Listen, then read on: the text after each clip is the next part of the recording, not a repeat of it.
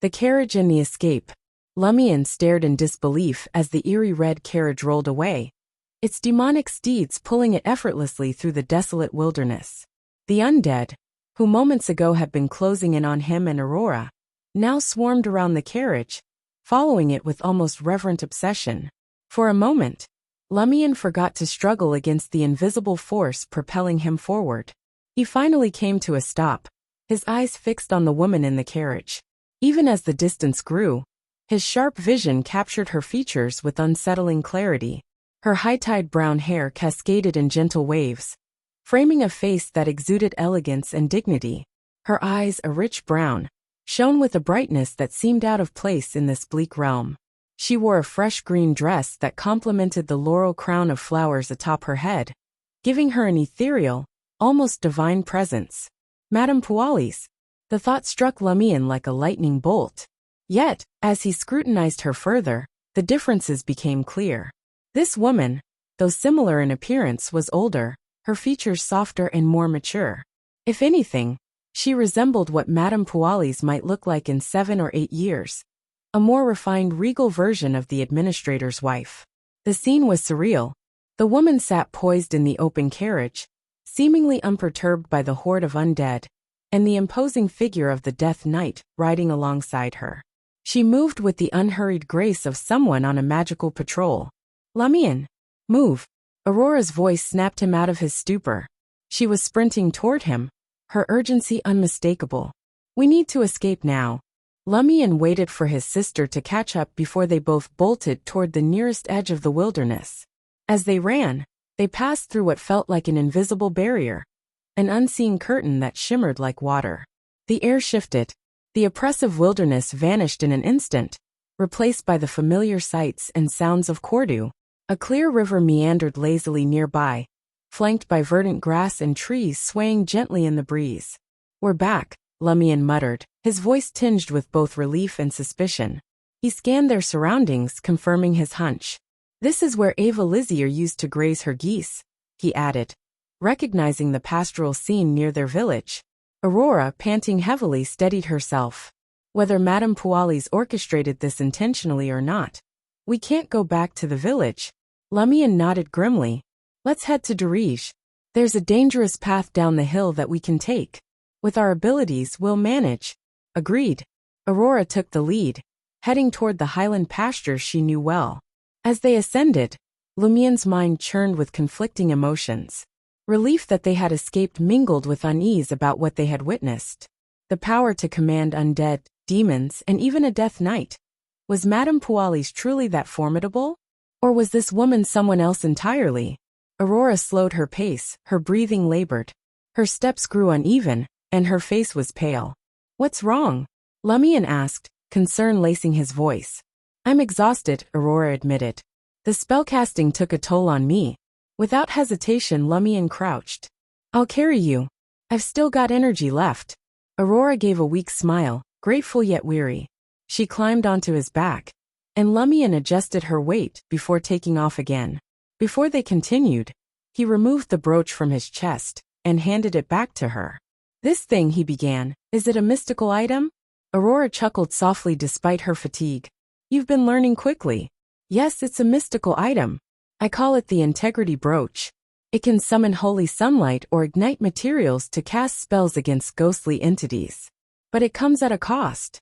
Wear it too long, and it starts to limit your thoughts, making you overly rigid, unable to use unconventional methods when necessary.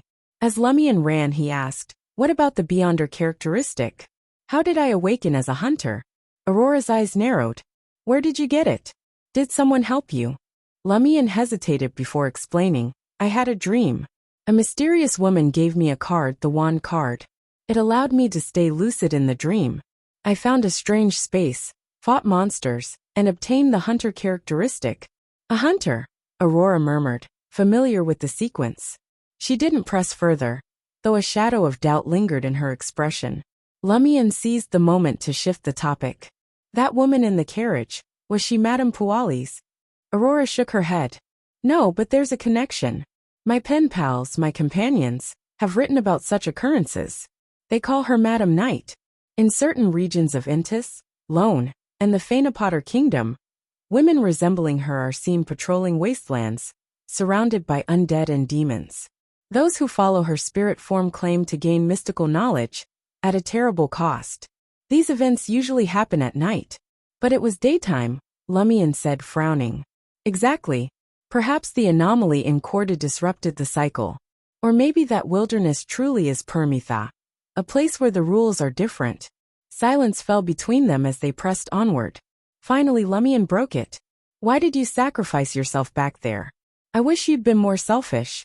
Aurora chuckled faintly. Believe me, I considered it. But in the end, I knew you wouldn't survive if I didn't draw their attention. I couldn't risk losing you.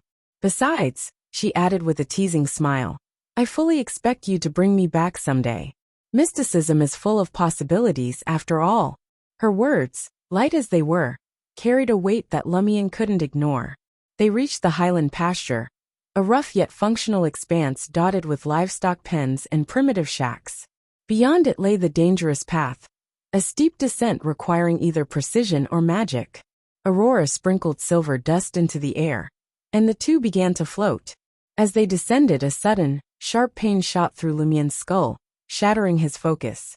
Everything went black. Lumion awoke abruptly. He was in his room. The table, the chair, the bookshelf, and the wardrobe, all familiar sights.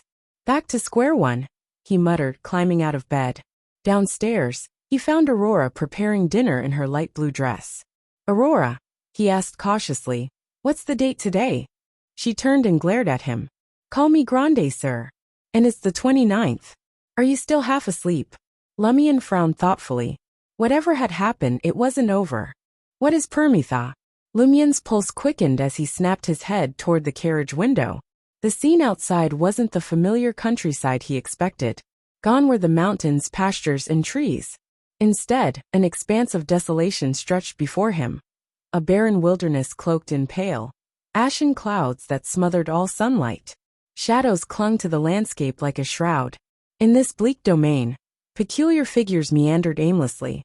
Most were clad in white linen garments, their pallid blue faces devoid of life, with vacant eyes and mouths frozen open in silent despair. Some staggered aimlessly, while others broke into frenzied runs, crashing into one another in a grim, never-ending ballet of torment. Farther out, near the jagged cliffs at the edge of the wilderness, dark, horned creatures with humanoid forms loomed. They seized the linen-clad figures, hurling them over the cliffs without hesitation.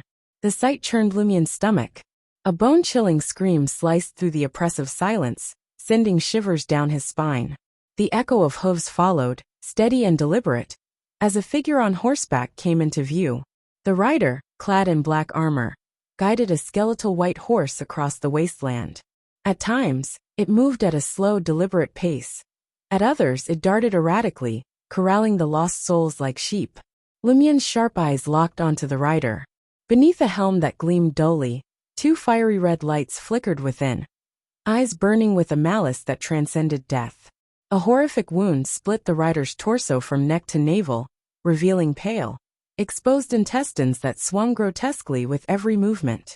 Recognition hit Lumion like a thunderbolt. A death knight, a specter from Antisian folklore come to life. The carriage lurched to a stop. Without a word, Naroka, their traveling companion, stepped out.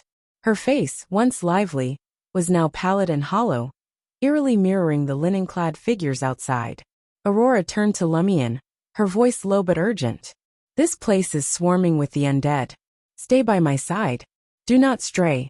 She unclasped a golden brooch and pinned it to her chest. With her other hand, she produced a handful of grayish-black powder, her movements precise and calculated. Lumion glanced at the carriage driver. Sewell, like Naroka, now bore the same deathly visage. He shuffled away from the carriage, drawn toward the wilderness as though summoned by an invisible force. I'll take the reins, Lumion offered hurriedly. You handle the undead, and I'll drive us out of here. Aurora's eyes darted to the horses, her lips pressing into a grim line. Lumion followed her gaze and felt his stomach drop. The horses were lifeless, withered husks of skin and bone, their vitality drained. The air grew heavier as the undead stirred, sensing the presence of the living. They converged on the carriage with unsettling speed, their skeletal hands clawing for entry. Valentes! Aurora's voice rang out, uttering a word Lumion couldn't comprehend. The golden brooch on her chest flared to life, radiating a searing brilliance. The powder in her hand ignited, casting a luminous ripple that swept across the wilderness. Undead figures recoiled, their forms dissolving into cyan smoke under the golden light. But as one fell, another took its place, the horde seemingly infinite. Lumion's chest tightened. He yearned for power, for the strength to help his sister. But he could only watch as Aurora's resources dwindled. "We can't hold out here," she said sharply. "We need to run." With a decisive nod, Lumion followed her lead. Aurora ignited another handful of powder, unleashing a fresh wave of golden radiance. Together, they leapt from the carriage and sprinted toward the wilderness's edge, a sea of undead closing in behind them. Suddenly, a hand shot out from the crowd, seizing Lumion's arm. The grip was icy, paralyzing him momentarily. He lashed out instinctively, his blow landing with a chilling thud. The attacker was one of the linen-clad figures, its face hidden behind a crude paper mask. Before it could strike again, a beam of light descended from Aurora's brooch, obliterating the creature in a burst of black vapor. "Keep moving," Aurora shouted, her voice cutting through his shock. They pressed on, the golden light around them faltering as Aurora's materials ran out. The undead surged closer, and in the distance, the Death Knight turned its burning gaze toward them. "When I count to 3, run," Aurora ordered, her tone leaving no room for argument. "Don't look back." Lumion opened his mouth to protest, but she silenced him with a glare. She handed him the brooch, her instructions crisp. "Focus your energy on this and save Valentes as you run." The warmth of the brooch steadied him. When Aurora shouted, 1, 2, 3, he obeyed, sprinting toward the cliffs with all his might. The brooch blazed, its golden light carving a path through the horde. But Lumion's heart clenched as he glanced back. Aurora stood her ground, enveloped in a cloud of black gas, the undead converging on her. "Aurora!" he cried, stopping in his tracks. "Run, you idiot!" she yelled, her voice fierce yet tinged with sorrow. But Lumion ran back toward her, determination overriding his fear. Aurora cursed under her breath, and flung a black powder that hurled him forward, propelling him toward safety. "My foolish brother, live well," she murmured as the darkness consumed her. Before Lumion could react, a strange shift rippled through the wilderness. The undead froze, their attention drawn to a crimson carriage drawn by horned beasts. Inside, a regal woman adorned with a crown of flowers surveyed the scene, her presence commanding. Even the Death Knight turned its steed toward her. Lumion's heart pounded as the carriage moved toward the distant mountains, drawing the undead in its wake. Aurora's fate hung in the balance, but for now Permethaw's horrors ebbed. Hey, welcome to Firescale Audiobooks. If you enjoy our audiobooks, please consider subscribing to the channel. Also, feel free to share your review in the comments section below. As expected, the loop has repeated. Lumion wasn't surprised to hear Aurora's answer. This was the 3rd cycle he could recall. Combined with his own experience and the mysterious lady's pointers, he had a preliminary conclusion. The time limit for the loop is until the 12th night. The spatial range of the loop is Corda Village and its surroundings. Characters in the loop are restricted from killing the Padre. These are the 3 key points of the loop. At this thought, Lumion looked at Aurora and asked thoughtfully, "Grande, sir, if you wrote a novel about a time loop, where would you put the key to undoing it?" Aurora looked Lumion up and down in confusion. "You suddenly asked such a question, and even called me Grande, sir, obediently. Did you come up with a new story to deceive others?" "I guess so," Lumion replied sincerely. Aurora frowned and thought for a while before saying, "From a novelist's perspective, or rather, from the perspective of normal logic, the most critical part of the cycle is definitely the final scene. This is because it is both the end of this cycle and the beginning of the next cycle. It is the button that connects the end and the beginning. Without it, there is no way to turn the flow of time in a straight line into a closed circle. Think about it. The loop reverses, so there will always be a first time. Something must have happened at the last moment to cause time to restart." 12th night. Lumion agreed with his sister's guess about the 12th night. He nodded and asked, "Then why can't the most critical part be the first day of the loop?" Shouldn't we ask why the loop starts at this moment? Aurora chuckled and said, making a short story to deceive a few people temporarily is your forte. But when it involves this kind of content that requires strict logic and rich knowledge, you aren't capable of it. The reason why the first day of the loop is the first day is perhaps due to the power or energy that causes the loop. Proceeding past the last day will end up overlapping this day. This is like why a loop probably doesn't cover the entire world, but some localized area. It's not that it doesn't want to, but it's incapable of doing so. Lumion had actually considered this possibility. He just hoped that his knowledgeable sister would come up with a different answer. Aurora thought for a moment and added, if the loop is not a completely closed circle, where there is still interaction between those inside and outside the loop. For example, information inside can be transmitted, and people outside can enter but not leave. The first day of the loop might start from the day the outsiders happen to enter, so that when the loop is repeated, they don't have a position. Of course, it can also compel the outsiders to do something they will do subsequently, on the originally eventless first day. There are too many ways to make up similar stories. Lumion's eyes lit up when he heard that. He wanted to praise his sister loudly. He suspected that the entry of Leah, Ryan, and Valentine caused the cycle to start on the afternoon of March 29th. If that was the case, the 12th night might have already turned into the 10th or 9th night. Of course, it might also have originally been the 13th night that turned into the 12th night due to the intrusion of the outsiders. These were all possibilities that Lumion needed to verify himself. He completely agreed with his sister's deduction. He believed that something must have happened on the 12th night to cause the loop to happen. Only by figuring out what happened at that time could he find the key to undoing the loop. Therefore, Lumion decided not to trigger any abnormalities in this cycle. He also found an excuse not to join the procession and stay until the 12th night. But he couldn't do nothing. Time wouldn't allow it. Unless Lumion broke out of the cycle after experiencing the 12th night, he would have to make the best use of time for the next cycle. A complete cycle lasted 12 days. After that, the probability of the outside world discovering any abnormalities in Cordu would increase exponentially. Lumion had, at best, one complete cycle, or less to resolve the problem.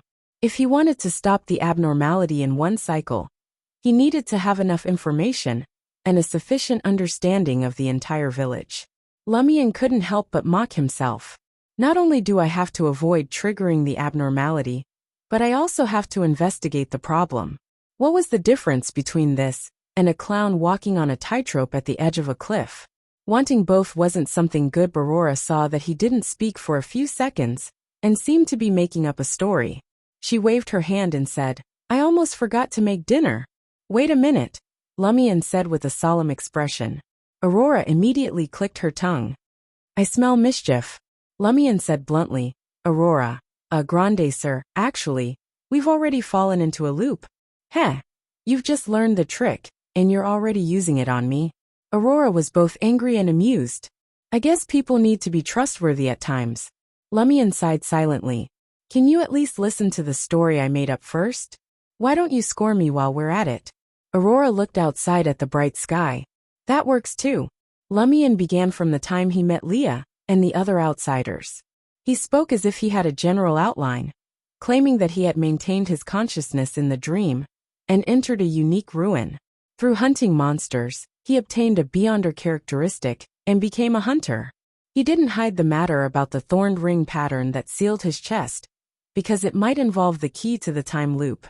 He had seen the same symbol on the Padre, and killing the Padre had caused time to restart. At first, Aurora was still smiling, thinking that her brother had come up with a creative story. But as she listened, her expression turned serious. There was a lot of knowledge that Lumion shouldn't have known. When Lumion said that he had become a beyonder, Aurora raised her right hand and massaged her temples. Her light blue eyes instantly became deep, but there was no figure reflected in them. She looked at Lumion for a while and nodded slightly. Your ether body has undergone a huge change. Your life force and physical state are much stronger than ordinary people. Your astral projection has changed to a certain extent, but not much. As expected of a hunter who's better at hand-to-hand combat than spellcasting. I can't see the symbol and the related changes, and I don't dare to look deeper. Aurora pouted and asked in confusion. Don't tell me you deliberately made up such a ridiculous story to make me accept you're becoming a Beyonder? This was a typical Lumion modus operandi. Lumion didn't explain, and directly talked about the mysticism knowledge that the lady had imparted to him. Of course, he only briefly mentioned the name, and did not elaborate. This was not because he was very moral and principled about not telling his sister before obtaining the lady's permission. Instead, the other party was clearly very powerful. If he leaked precious knowledge and angered her, the time loop might be resolved, but they would die. Indestructible law of convergence, acting method. Aurora was dumbfounded. Aurora was stunned that her illiterate brother in the field of mysticism had grasped such incomparably precious knowledge. It had been more than 5 years since she became a Beyonder. At first, she had relied on Emperor Rosel's diary to join that organization. Her pathway was a symbol of knowledge in the field of mysticism. From time to time, she would be pursued by knowledge, allowing her to master the acting method, the law of Beyonder characteristics indestructibility, and the law of Beyonder characteristics conservation, the 3 cornerstones of the Beyonder world. Therefore, she thought of herself as a Beyonder with insufficient experience, but sufficient knowledge, miles ahead of most of her peers. Now her brother, who had never come into contact with mysticism, could actually mention such terms. Furthermore, he knew about a law of convergence of Beyonder characteristics that she didn't know about. This eliminated the possibility that Lumion had peeked at her grimoire.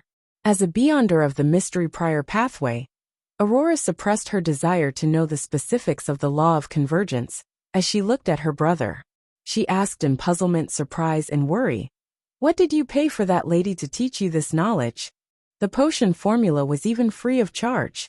She sized up Lumion again, from top to bottom, then from bottom to top, trying to find out what was missing from him. Nothing. Lumion laughed self-deprecatingly. That's why it's terrifying. I don't even know what price I'll have to pay in the future. Yes, I suspect that it has something to do with the symbol on my chest and the dream ruin. That lady probably wants me to unravel the corresponding secret. Aurora tersely acknowledged. Continue. She waited for the rest of the story with a serious attitude. Lumion talked about the owl, the anomaly during Lent, and the siblings' experiences during the second cycle. He also talked about how the cycle would restart the moment they attempted to leave Cordu. Aurora listened carefully and muttered to herself in disbelief. Either I've been hypnotized by you and told you everything, or time has really entered a loop. She began to believe Lumion because she had named Herb Integrity Brooch herself, and there was no record anywhere. Unless she told her brother herself, it was impossible for Lumion to know, and she had no impression of it.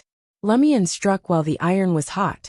I can also prophesy that the 3 foreigners will appear at the old tavern at night. I can also prophesy that the Padre is having an affair with Madame Pualis tonight. I can also prophesy that the shepherd, Pierre Barry, has returned to the village. There's something wrong with the 3 sheep he brought with him.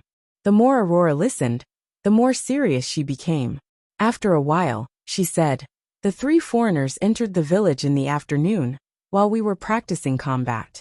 After that, we rested and didn't go out at all. Yes, in the combat class in the afternoon. You were still an ordinary person. She accepted Lumion's time loop theory. If it were anyone else, Lumion would have laughed and said, "You believed it. Huh. You believed such a ridiculous story." But in front of Aurora, he was very restrained. He then suggested, "I'll go around the village now and see if I can gather more information." Aurora nodded. "I'll also use my eyes to look around, but there are huge restrictions, and it's very dangerous. I'm not sure I'll gain anything." Lumion waved his hand, indicating that he understood, and walked out the door. As Lumion took a few steps, he looked back at Aurora's figure standing in the kitchen. He immediately thought of the scene of Aurora pushing him to safety among the countless undead, and felt an inexplicable pain of separation. He subconsciously asked, "Grande sir, why did you adopt me in the first place?"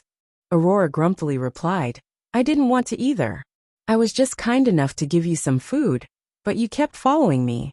I couldn't shake you off, and you even obediently helped me do all kinds of things." My heart softened for a moment, And, who knew that you would grow into this? Do you know how hard it was for a young girl to raise a child like you? Lumian wanted to thank and praise her, but the words were stuck in his mouth, as if they wanted to rush to his eyes and nose. He turned his head and walked back into the village. Lumian had to investigate, but he couldn't activate any abnormalities, causing the cycle to restart ahead of time. He had to consider starting from the peripheral problems and edge in one step at a time.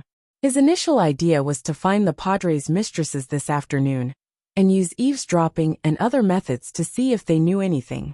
If he didn't gain anything or lacked the opportunity for the time being, he would go to the cathedral to see if he could meet the Padre and chat with him about daily life in the village. Lumian's first target was Sybil Barry, the mistress of the Padre Guillaume Bennett, and the sister of the shepherd Pierre Barry. She had a close relationship with the two abnormal figures, so perhaps she knew something. Lumian's friend Guillaume Jr., Guillaume Barry, was a distant cousin of Pierre Barry. Even his hair color was different, and they didn't live together.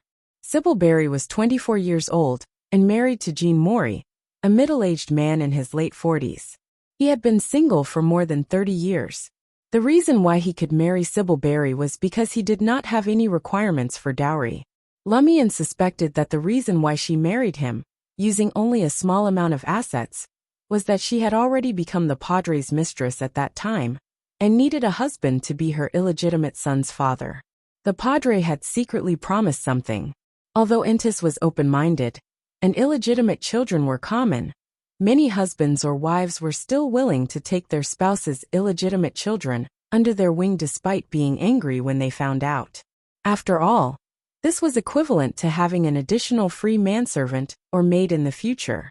Furthermore, they didn't have the right to inherit any of the assets, but clergymen of the Eternal Blazing Sun Church weren't allowed to get married and have children. They often found fathers for their illegitimate children. Lumian arrived at Jean Maury's house, a grayish-white short house at the edge of Cordoue with only one floor. Behind the kitchen was the bedroom, and the other side was connected to the basement. Serving as a living room and dining room, there was no washroom. They only built a shed at the back of the house. Lumian entered without knocking, quietly coming to the side of the house and squatting under the bedroom window.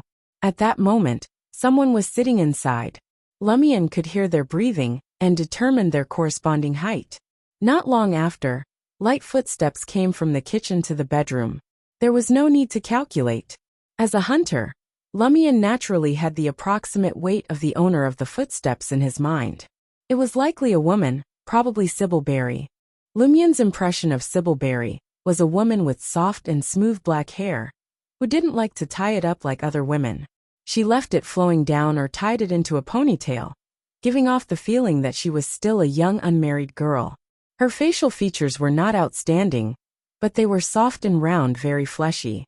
At this moment, Jean Maury, who had been sitting silently in the bedroom, spoke gloomily. "The Padre came this afternoon?" His voice was just like him, rather stuffy. He was the kind of person who usually chatted under the elm tree in the village square, replying one in every 4 or 5 sentences. In addition, he was often too lazy to comb his black hair. His brown eyes were lifeless, and his beard was not shaved clean. He looked gloomy. He was here. Sybil Barry's voice was still a little girlish. She was born like this. Jean Maury fell silent for a moment before asking, "Did you do it?" "We did," Sybil answered frankly. Jean Maury fell silent again. When Sybil walked to the kitchen, he said, "I don't have much to say about the Padre, but you watch out for other men, especially Pato Russell." Pato Russell was Madonna Benet's husband. His wife was also the Padre's mistress. Lumian, who was outside the window, was secretly speechless. This relationship was really messed up. He gained a higher opinion of the Padre. He had come to Sybil Barry in the afternoon, and he was having a date with Madame Pualis at night. He could be said to be a model worker in the field of cheating. If he could allocate more energy in this area to the church's matters, and combine it with his scheming and machinations, he could have long advanced in clerical rank and become a beyonder. The clerical rank was the hierarchical system of the clergyman in the Church of the Eternal Blazing Sunday. The first rank was called ostiary, the second rank was reader, and the third rank was chanter. The fourth rank was known as acolyte, also referred to as altar server. The fifth rank was subdeacon, while the sixth rank was deacon, also called priest, padre, or clergyman. The seventh rank was bishop, which in some places was also known as diocesan or prelate. The eighth rank was archbishop, and the ninth rank was cardinal. The pope was not included in the ranks of the clergy. Among them, the sixth rank and above made them senior clergymen. In Aurora's words, it was possible that they possessed superpowers. As for the lowest three ranks, they mainly handled cathedral chores and ritual support. In the past few centuries, they were only glorified titles and were not treated as true clergymen. The fourth-rank acolytes were usually students who had just graduated from the seminary. The fifth-rank subdeacon could represent a true priest to preside over a cathedral in a rural area. The situation in Cordoba was the same. A fifth-rank subdeacon was the padre, a fourth-rank acolyte was the deputy padre, and they were staffed with a few servants. Guillaume Binet only needed to advance one more rank to become a true priest. I understand. Sybil Berry simply responded to her husband's exhortations. Jean Maury changed the topic. Is your brother Pierre back from herding? Yes, there's an important ritual that requires his help, Sybil casually explained. A ritual? Lumien's eyelids twitched when he heard that. Jean Maury asked, the Lent festival? No, it's a ritual of God, Sybil impatiently replied. Don't ask too much. You'll know when the time comes. Jean Maury tersely acknowledged and said, Praise the sun. Sybil didn't respond, and left the bedroom to walk into the kitchen. Lumien instantly made a judgment. Sybil had a certain understanding of the secret dealings between the padre and shepherd Pierre Berry. But her husband Jean Maury was completely unaware. The ritual she was talking about wasn't the sacrificial ceremony at the feast. It was likely related to Twelfth Night. Having gained something, Lumien left Maury's house and rushed to the two-story building where Pato Russell and Madonna Binet lived. Unlike Sybil, Madonna Binet was married off with her share of the inheritance. Pato Russell also received his share from his original home, so they could build a decent house and entrust more than 20 sheep to the shepherds for grazing. Lumien didn't know when Madonna became the padre's mistress.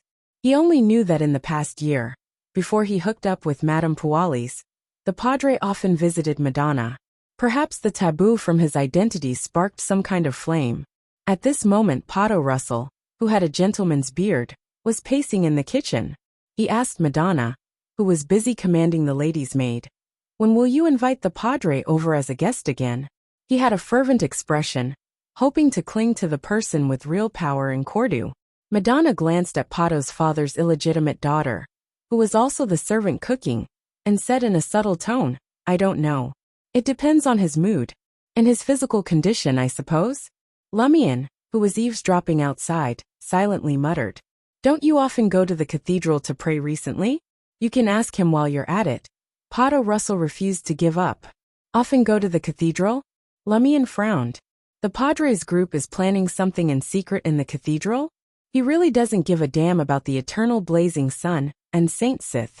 After listening for a while, Lumien walked from Russell's house to the cathedral at the edge of the village square, hoping to have a face-to-face chat with the padre. However, when he arrived at the cathedral, Guillaume Binet was no longer there. Only the deputy padre Michel Garriga stood in front of the altar. This foreigner from Dirige had graduated from Bigorre Theological Seminary. Last year, he was sent to Cordoba on the bishop's orders to be Guillaume Binet's deputy. He was usually ostracized and was only in charge of the registration of funerals, marriages, and newborns. During the last cycle, Lumien had arrived at the cathedral and happened to encounter the padre leaving. The latter had asked him to pray the next day, not giving Michel a chance to listen to the prayers and confessions of the believers. Michel was taller than Lumien. Lumien felt that he had grown 2 to 3 centimeters taller after consuming the hunter potion. He was almost 1.8 meters tall. He was a young lad with curly brown hair. Looking at Michel Garriga, who was wearing a white robe with golden threads, Lumien spread his arms. Praise the sun. After bowing, he stared at Michel, wanting to see how this deputy padre would react to the Church of the Eternal Blazing Sun's etiquette. If there was a certain amount of hesitation, Lumien would be able to determine that he had been implicated by the padres group. But Michel Garriga immediately returned with the same posture. Praise the sun. He did not hesitate at all. His brown eyes were filled with joy and anticipation. From Madonna Benet's words, the Padres group often discuss matters here. As a deputy padre, Michel should have noticed something, right? Lumian didn't ask directly. He looked around and asked, "The padre isn't here." "He's been gone for a while," Michel replied. "3 foreigners came here about 15 minutes ago, to no avail." The deputy padre's eyes were passionate, as if he was asking if Lumian would make a confession while here. Considering that the padre might have taken a detour and hid back in the cathedral, waiting for Madame Pualis to bring dinner over, and was eavesdropping on his conversation with Michel, Lumian deliberately sighed. "Then forget it. I'll pray again tomorrow." Michel's eyes lost their luster. Lumian turned around and left the cathedral. He planned on sneaking to Michel's residence when the night deepened to see if he could get any useful information. Seeing that the sun was about to set, he returned home and asked Aurora, "Did you find anything?" Aurora nodded slightly. "In addition to the abnormalities you mentioned, I also discovered that there's something wrong with the deputy padre, Michel Garriga." "Huh." Lumian didn't hide his surprise. Lumian had just confirmed that Michel Garriga should not have been implicated by Guillaume Binet and the others. He planned to visit the deputy padre late at night, but when he returned home, he heard his sister say that there was something amiss about him. Aurora glanced at Lumian and smiled. "My clueless brother was standing right in front of him when I realized that something was off about him. Seems like you didn't notice." She appeared quite delighted, to the point that she had to raise her right hand to cover her mouth. After all, her younger brother, who was clearly ignorant of mysticism, had suddenly become a beyonder. He had grasped a wealth of advanced knowledge and discovered that Corda was stuck in a time loop. Not only had she been useless as a sister, but she also found herself outmatched in mysticism knowledge. This made her a tad unhappy.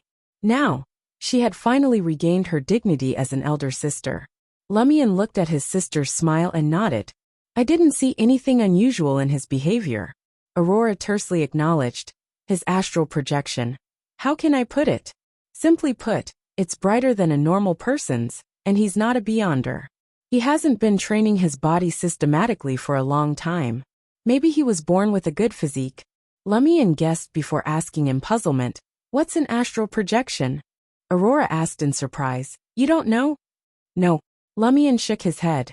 Aurora grinned again and said with a hint of disbelief, "That woman taught you divine paths, the law of beyonder characteristics indestructibility, and the acting method, but she didn't tell you basic concepts like astral projection?" She was in a hurry, so she only focused on the main points. Lumian defended the mysterious woman. Aurora smiled even more happily. Perhaps this basic mysticism knowledge is useless to unofficial hunters. You just need to track, set traps, and fight. She struggled to describe her brother's current state. To say he was ignorant of mysticism wasn't entirely accurate, since he knew a great deal. The things he had learned were all formidable. To say that his knowledge surpassed most beyonders wasn't right either. He didn't even know what an astral projection was. Aurora sighed and said seriously, "I can only complete your mysticism education. Remember, in mysticism, the external parts of the human body are divided into 4 levels. The innermost layer, which is also the core, is the soul body. It's almost equivalent to the concept of a spirit. It's the spirituality of everything. What gets strengthened? You could say it's the essence of building a soul. To a mystery prior, the potion mainly upgrades the soul body. The astral projection is located outside the soul body. It's the latter's manifestation in the real and spirit worlds. Moreover, it's closely related to your will and current emotions. So do you understand? When I said the deputy padre's astral projection was brighter than a normal person's, I meant that his soul body or spirit had an issue. This is reflected in his astral projection. It has nothing to do with his natural physique. Of course, it could be because his spirituality is naturally strong. Through the astral projection, we can still grasp the target's true emotions. For example, red signifies passion and excitement. Orange represents warmth and satisfaction. Yellow indicates happiness and extroversion. Green conveys calmness and peace. Blue suggests coldness and introspection. White denotes brightness and eagerness to improve. Dark colors symbolize worry, sorrow, and silence. Purple implies that spirituality is taking control, coldness, and estrangement. It's very difficult to fake these colors, but they're relatively generic. It's impossible for us to distinguish subtle emotions and delicate feelings. Lumian listened attentively, as if he wanted to take out a fountain pen and jot everything down. Just listen. Aurora felt a little worn out from talking. She sat down at the dining table. I'll give you my first grimoire later. It's filled with such basic knowledge. All right. Lumian sat down and nodded obediently. What's outside the astral projection? Aurora picked up her carved glass cup and took a sip. Beyond that is the body of heart and mind. From this point on, spirit and flesh merge. The body of heart and mind involves the mind.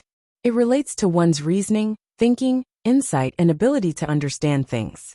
Some potions mainly improve this, but there are also many spells targeting it.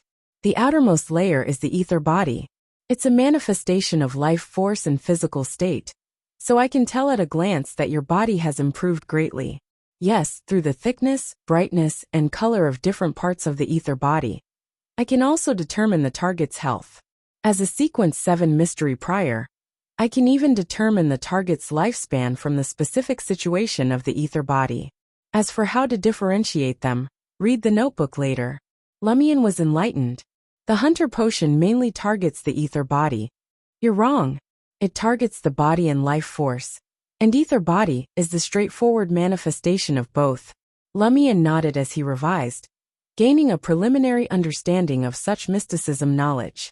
He recalled his sister's words and asked curiously, Aurora, how did you observe the deputy padre? Why didn't I sense you nearby? Aurora smiled. Actually, I've been staying at home all this while, using the mystery prior pathway's special trait. What's special? Lumian asked with the mentality that it didn't matter if his sister didn't answer. Aurora pointed at her eyes. The most unique ability of a mystery prior is called the Eyes of Mystery Prying. Although I need to reach a higher sequence before I can activate the complete Eyes of Mystery Prying, allowing it to not only be of use to me, but it can also be placed on the surface of other objects to help me monitor matters remotely. This doesn't mean that Mystery Prior's eyes aren't special before this.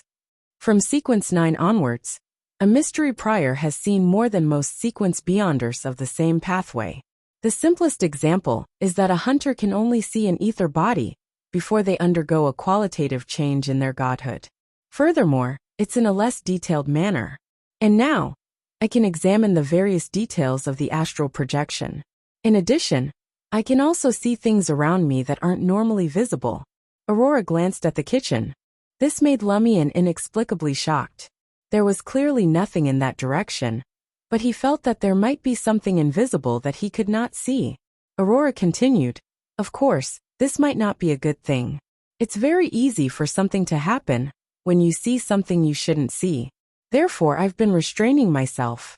I don't look at things I shouldn't see. But as my sequence increases, it's not up to you not to look. Lumian thought for a moment and asked in confusion, Didn't you say that only higher sequences can project out the eyes of mystery prying? Why can you observe the people in the cathedral from home? Aurora raised her right hand and pointed with her index finger. I've always told you that knowledge equals power, but you didn't believe me. Under normal circumstances, it's true that I can't observe things hundreds of meters away from home. But humans can use tools, and I have 2 assistants. As she spoke, she took out 2 items from a hidden pocket in her blue dress. One was a brass telescope that could shrink and lengthen, and the other was a miniature version of a dark ink bottle. This was more like a child's toy. Look, the telescope can help me see people a few hundred meters away clearly. Once the visual range is closed, I can observe the target's astral projection, ether body, and body of heart and mind state. Aurora introduced with a smile. This is suitable for open spaces without obstacles. Lumian was a little dumbfounded. That works too. They were clearly discussing mysticism. Why did his sister take out a telescope? What about this? He pointed at the pocket ink bottle. Aurora didn't answer. She massaged her temples and opened the bottle cap. Lumian suddenly felt a little cold. A cool breeze seemed to blow in through the window. It's a unique spirit world creature, Aurora introduced. Where is it? Lumion looked around. Aurora was rather surprised. You still don't know how to activate spirit vision? But didn't you say you saw a lot of undead in the wilderness? Lumion had read about the term spirit vision in psychic, and knew what it meant. However, he was completely at a loss as to how to activate spirit vision. He looked at his sister and slowly shook his head. I don't know. Then he guessed. Maybe ordinary people can see ghosts and undead directly when entering the so-called Permitha. Aurora thought seriously and asked, so you don't know Hermes, ancient Hermes, Elvish, Dragonese, or Jotun? What are those? Lumion fully displayed what it meant to be illiterate in the field of mysticism. Aurora couldn't help but facepalm. What exactly did that lady teach you? Law of Beyonder characteristics indestructibility, law of convergence, acting method, paths of the divine, sequence 0 sealed artifacts. Lumion answered honestly. Aurora felt like he was flaunting. I think you want a beating. She sighed for a few seconds before regaining her composure. Then I'll combine it with my contracted creature to teach you how to activate spirit vision, how to carry out ritualistic magic, and how to use language with superpowers. This is only a rough explanation. If you really want to completely master it, especially those few languages, it will take at least a year or two. Of course, this is also a problem with your sequence pathway. Hunters probably don't have their learning abilities improved, nor do they have any enhancements in mysticism. Back then, I relied on diligence and indoctrination to master all of them in less than half a year. Her right hand gently stroked the void in front of her, as if she was stroking a transparent kitten. It's very simple for Beyonders to activate their spirit vision, but it's not completely dark yet. Let's talk about something else first. I call it white paper. It's a very weak spirit world creature. As long as you have an accurate description, you can hold a ritual and summon it in your name. Other than the fact that spirit world creatures are difficult to see, it only has one use. That is to carry a certain supernatural ability of the contractor. But it can't be too complicated or too powerful. Lumion gazed at the invisible spirit world creature and contemplated for a moment. How complicated can it get? How strong can it be? I thought you'd ask how to summon or perform ritualistic magic, but you just want to know how to use it. Aurora teased. That might be a characteristic of the hunter pathway. You don't need to fully understand the principles, only consider how to apply them. Not waiting for Lumion's response, she pondered and said, I've tried. Not too complicated means it can only perform one action. Not too powerful means it can't surpass a mystery prior sequence 7 warlock spell. It's nice discussing this with Aurora. She has a habit of analyzing things both qualitatively and quantitatively, unlike someone who prefers vague descriptions. Lumion felt emotional hearing that. As he mulled it over, he stood up and helped his sister bring the food to the dining table. As they ate, he asked, But I remember your spells often require materials. You can't carry white paper, right? Yes, that's inconvenient. Aurora grabbed a piece of fried trout and stuffed it into her mouth. After chewing and swallowing, she said, Moreover, a warlock's spells can't be completed in one move. Even the simplest has 3 steps. First is concentrating spirituality. The second is outlining the symbol of the corresponding spell in the mind. This can also be replaced by reciting the incantation aloud. The third is using materials to cast the spell. The materials serve either as a medium or part of the spell. This does sound a little complicated. It isn't something the single-celled white paper can do. Lumion knew he couldn't do it anytime soon.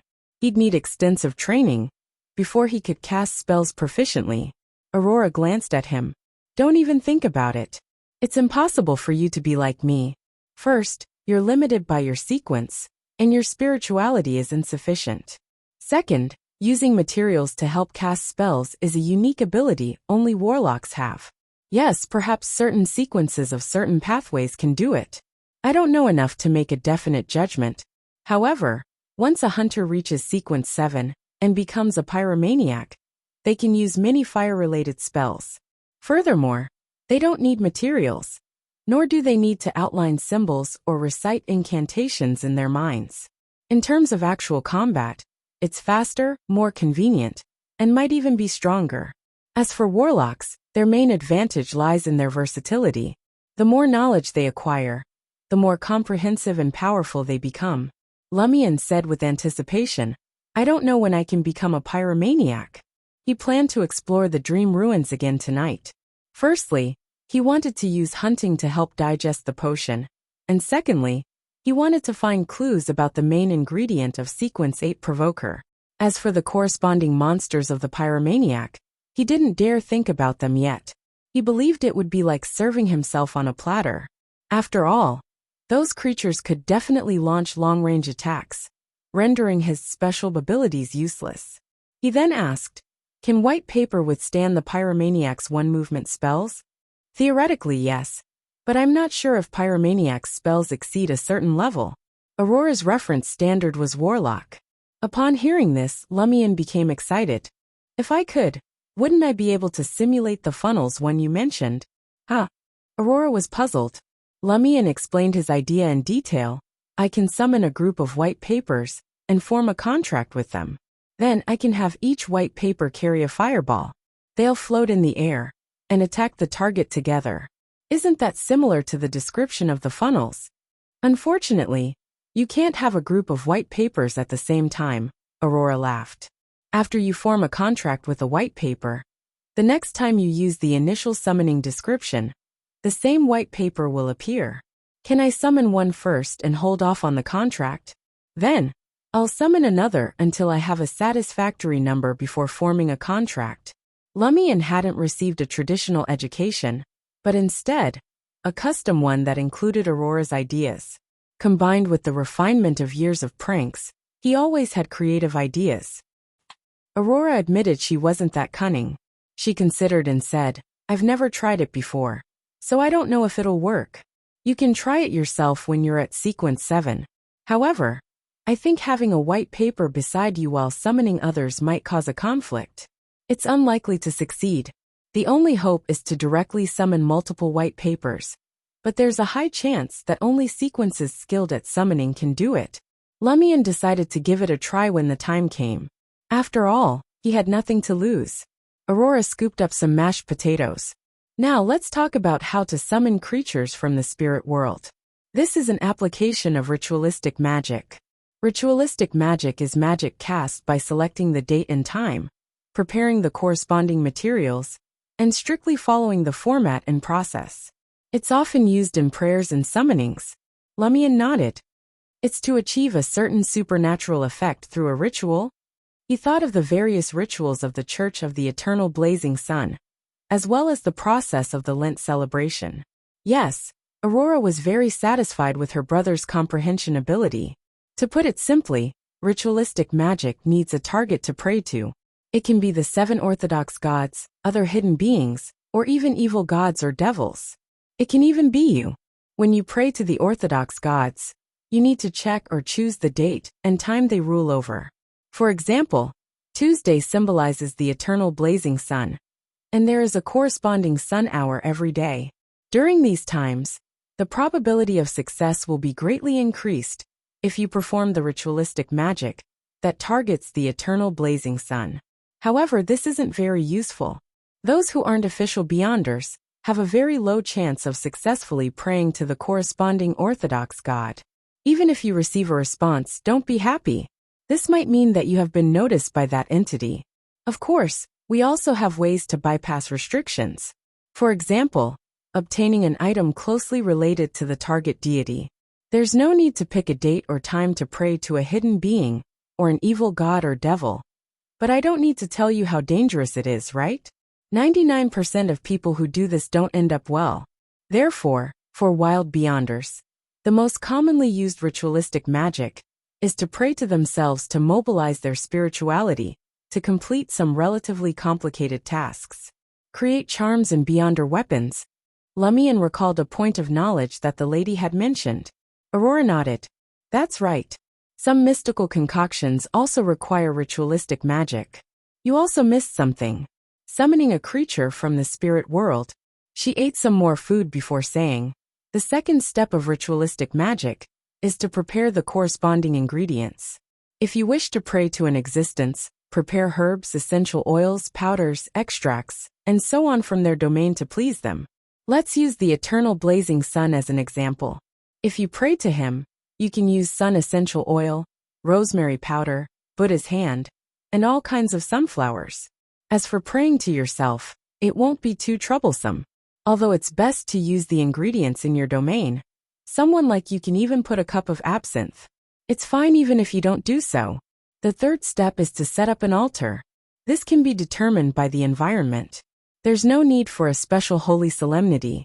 It's mainly because there can't be any miscellaneous items. The most important thing about the altar is the candles. Aurora picked up her knife and fork as she spoke. She stretched out the two items and said, "Pretend that they are candles. If you pray to a deity, make them with the corresponding symbolic materials. As an example, the eternal blazing sun has the inextinguishable light and the embodiment of order in his name." Out of caution, Aurora paused for a few seconds before continuing. God of deeds and guardian of businesses. There should be the honorific name, Father of all life, right? Lumian asked, familiar with the preaching. Aurora shook her head. That's just a title used by the Eternal Blazing Sun Church when proselytizing. It's beyond him and mysticism. If it was really part of his name, it would mean something big had happened. She didn't give any more details, unsure herself. She brought the conversation back on track. Anyway, if you want to exorcise the undead, you have to pray to the symbol of inextinguishable light. So, you need to make candles out of different sunflowers. For contracts, use the honorific title of the God of Deeds to make candles with Buddha's hand and other materials. Check my grimoire for more options.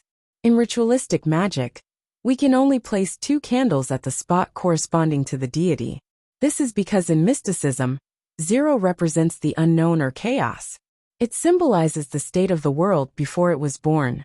If we don't place the candles, it means that there won't be any effect. 1 represents a beginning, the first creator. It also accurately pinpoints a particular existence. 2 represents the world and various divinities that were produced from the creator's body.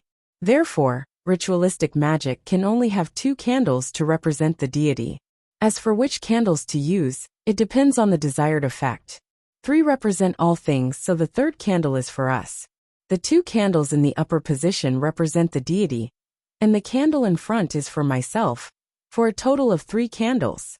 If you have an item related to a deity or a hidden existence, you can replace the 2 candles with that item for a dualistic ritual. If you pray to yourself, leave only the candle that represents yourself. Lumian listened attentively, realizing that as a wild hunter, he could only pray to himself in ritualistic magic before knowing the honorific name of the great existence. Where would he find items closely related to a deity? Let me show you the next few steps using summoning creatures from the spirit world, Aurora said, standing up as she saw her brother finish his dinner. They quickly cleared the dining table. Aurora looked at the slightly stained white tablecloth and smiled at Lumian. If you're the target of ritualistic magic, it doesn't matter if the altar is dirty. But if you want to pray to a deity or a hidden existence, I suggest you change to a cleaner piece of cloth or remove the cloth and wipe the table. Anything works if I'm just praying to yourself, right? Lumian teased. Aurora chuckled.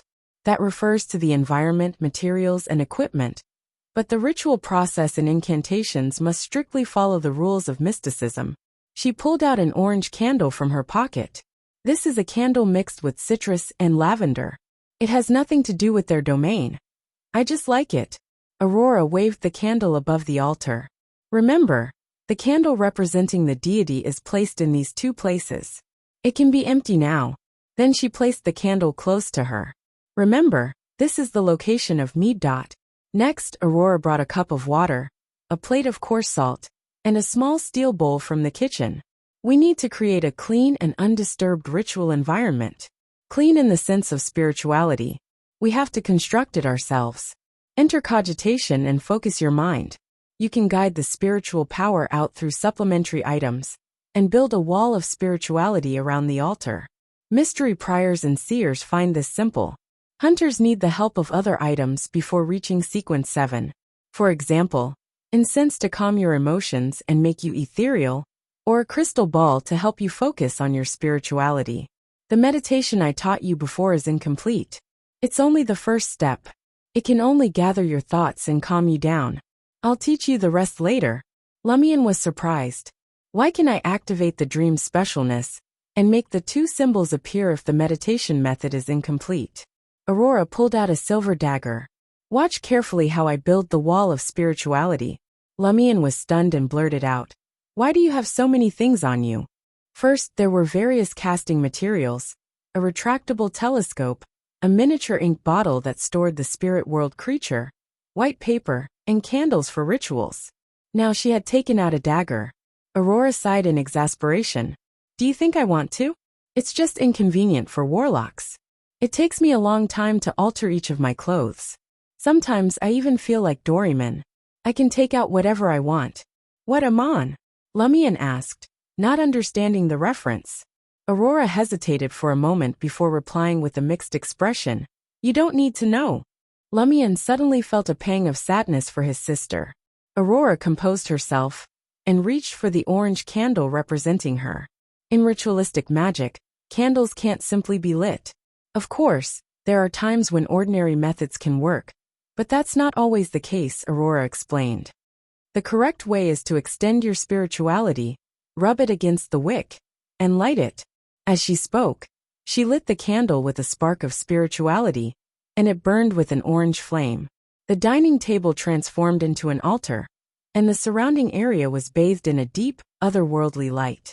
Aurora's light blue eyes had darkened, and an invisible wind swirled around her as she plunged the silver dagger into the coarse salt and began chanting a mysterious incantation. XXX, XXX.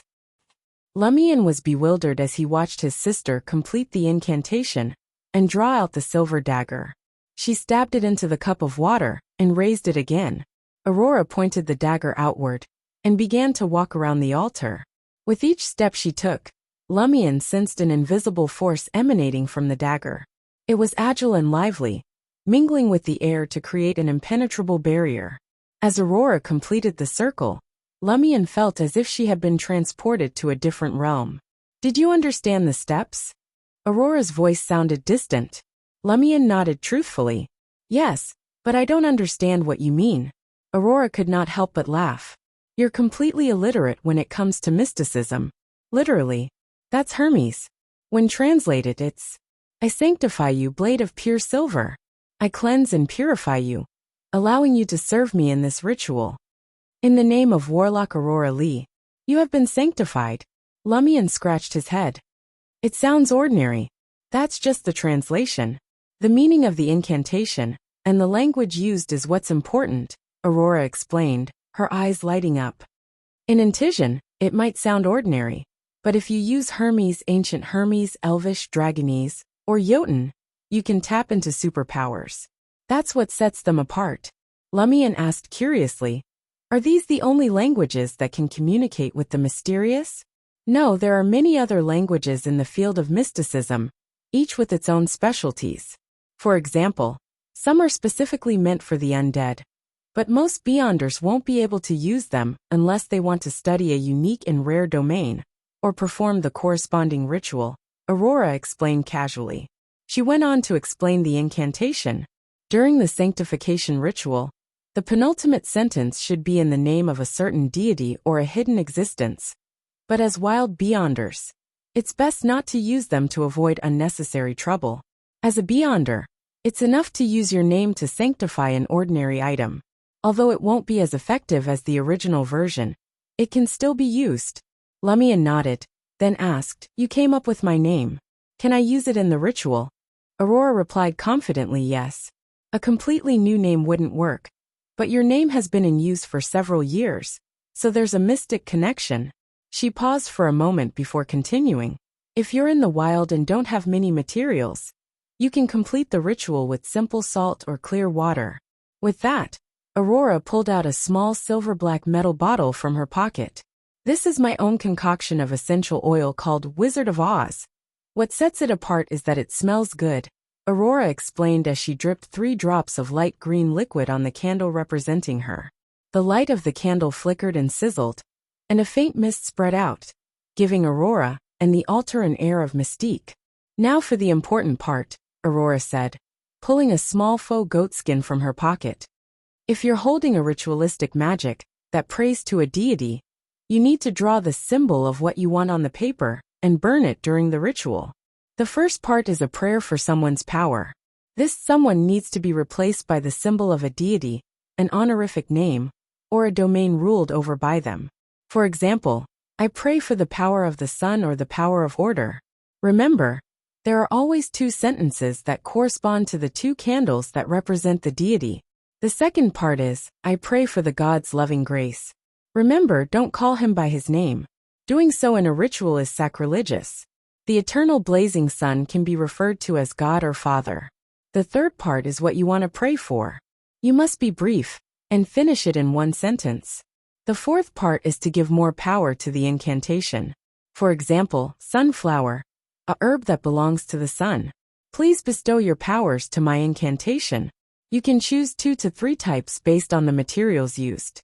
After reciting the incantation, drip a drop of essential oil on each candle and burn the piece of paper that was used to draw the symbol.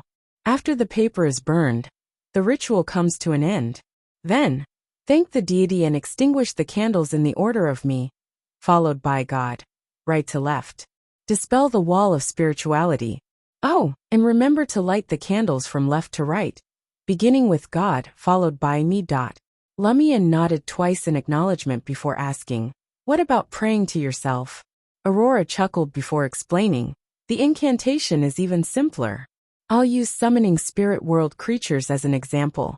For the first part, there's only one word, I. Remember, you can't use modern Hermes here. It has to be ancient Hermes, Elvish Dragonese or Jotun. The second part is, I summon in my name, which can be said in modern Hermes. The third part is the exact description of the summoned spirit world creature. Lumion was curious. What's an exact description? Aurora explained solemnly. It needs to be limited to 3 lines to help us lock onto the creature we want to summon. For instance, if someone said they were looking for the prankster of Coeur de Village, Aurora Lee's idiot brother, and a regular customer of Old Tavern, we know exactly who they're looking for because of the specific characteristics given. I get it. Lumion was enlightened. So, if we don't know the target's name, appearance, or address, we can use their characteristics to help find them. Aurora said seriously, that's the principle, but there are many problems when put into practice. For example, when summoning creatures from the spirit world, the first sentence is often fixed. It's either the spirit that wanders about the unfounded, or spirit wandering above the world. Its function is to point to the spirit world, and clearly state that we want to summon a spirit. The second sentence is also very universal. We don't summon spirit world creatures to harm ourselves, so we must restrict it to friendly creatures. Sometimes we also add the word weak. This is because some spirit world creatures may be very friendly, but their existence can bring great danger. Considering these circumstances, the description is fixed. The friendly creature that can be subordinated, the friendly creature that can be consulted, the weak creature that can be subordinated, and so on. But based on these 2 descriptions, the direction is still very broad. It doesn't reflect our needs. Therefore, the third description is very important. You need to use a sentence to clearly explain what creature you want to summon. Sounds very difficult. Lumion felt a headache just thinking about it. Aurora nodded. Not only is it difficult, but it's also dangerous. When the direction is vague, it might summon a spirit you don't need, or a creature that brings danger. Remember, being weak doesn't mean it can't kill you. Just like being friendly doesn't mean it won't pose a threat to you. Lumion deeply understood Aurora's words. As a vagrant, he knew better than to underestimate anyone.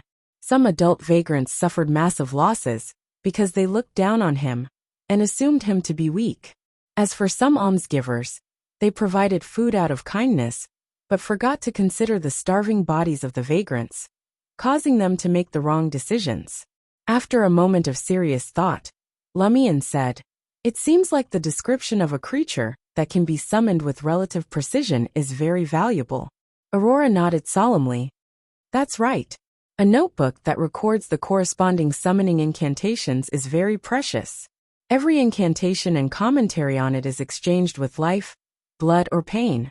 For example, when I summoned white paper, the 3 lines described it as the spirit that wanders about the unfounded, the friendly creature that can be subordinated, the weak ball that can telepathically connect with me. You have to make countless attempts and experience countless failures before you can piece one together. And every failure implies a huge risk. Is this a description that a normal person can come up with? In particular, the words weak and ball. As Lumion criticized inwardly, he asked, "So you bought this from someone else?" "No." Aurora shook her head and said with a bitter expression, "The mystery prior pathway is different from other pathways. From time to time, it will be chased by a large amount of knowledge. It's impossible to ignore, and there's no way to reject it even if one can't handle it. And when one consumes a potion to advance, the situation of being chased by knowledge becomes even more serious. Although most of this knowledge is useless, there will always be some that are valuable.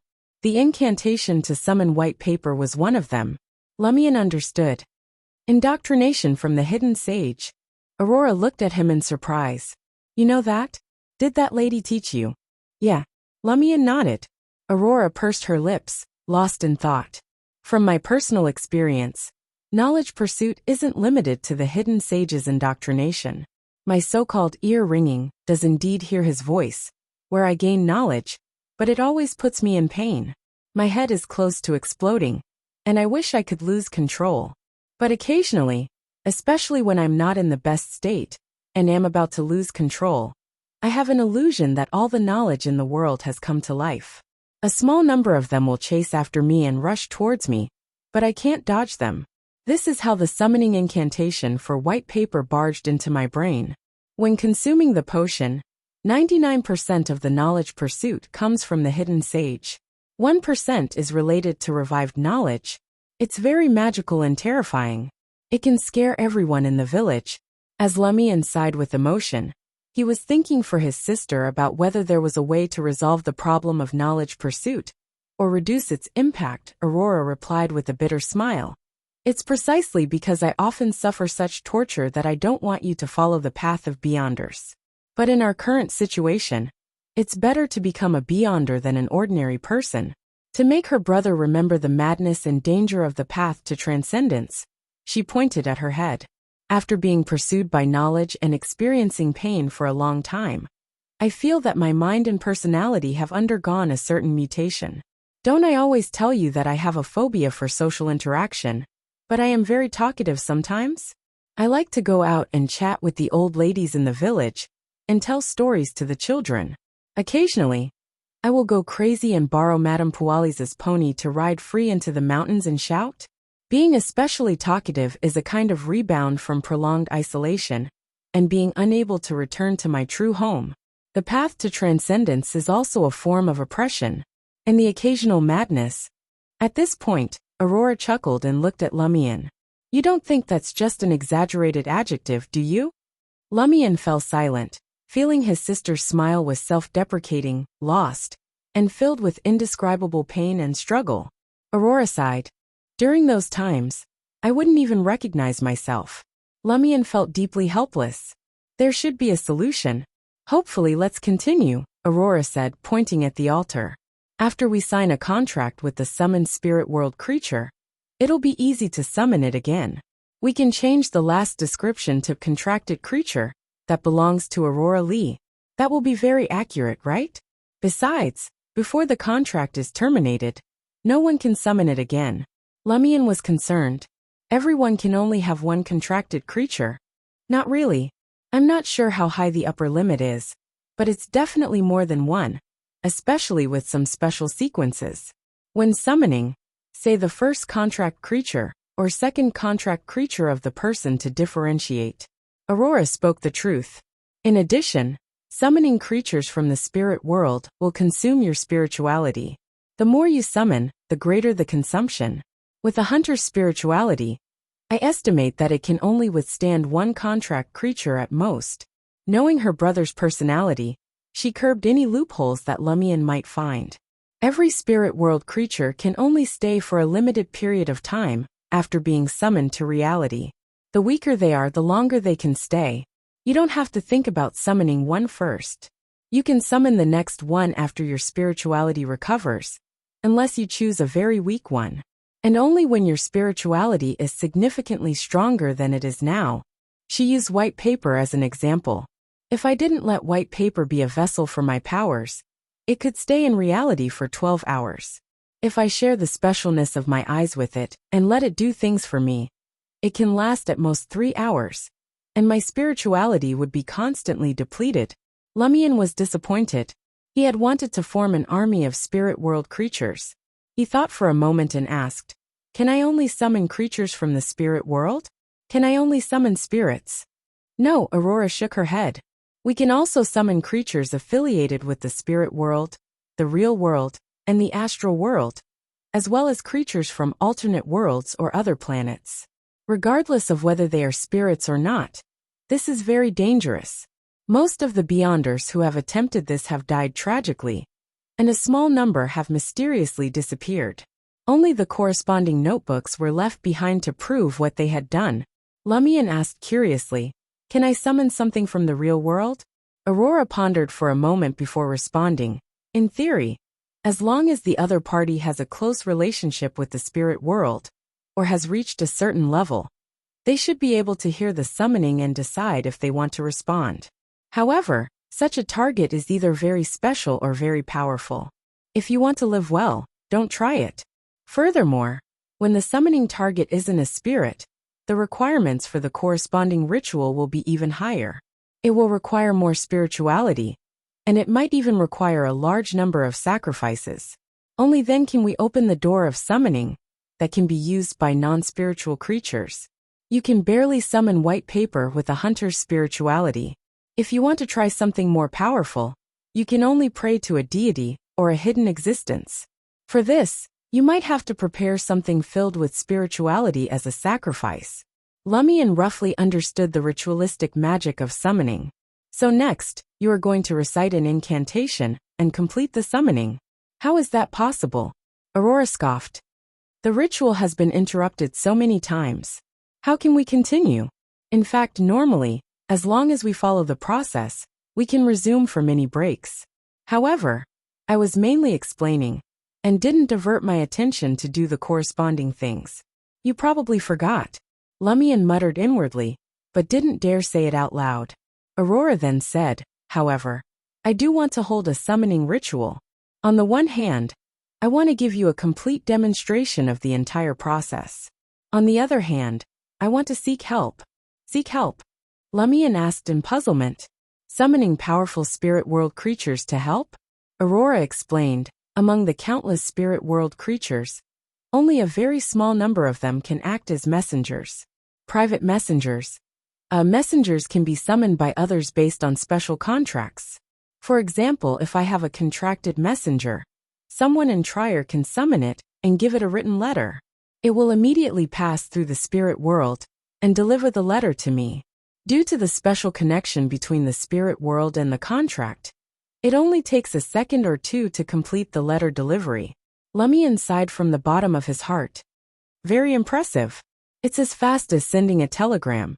But the thought that crossed his mind was, I want one too. Don't even think about it. Aurora read his mind. It's very difficult to summon a messenger. Unless you obtain an exact incantation, it's unlikely that you can succeed trying yourself. And only a few special sequences can grasp an exact incantation. Even I don't have one. Lumion was disappointed and asked, Are you going to summon a messenger and write a letter to them for help? Yes, Aurora nodded. She's one of the few among us who have gone the furthest on the path to transcendence. She has her own messenger. I don't expect her to save me, but she should be able to give me some advice. I'm afraid it's very difficult. That mysterious lady said that we can only rely on ourselves. Lumion asked curiously, Us? You mean your pen pals? Aurora nodded and asked in confusion, When did I ever mention pen pals to you? Last cycle, no last cycle, Lumion answered honestly. Alright, Aurora face-bombed. Actually, it's a mutual support organization slowly established by those of us who can't return home. We rely on letters to communicate daily, share knowledge and solve problems.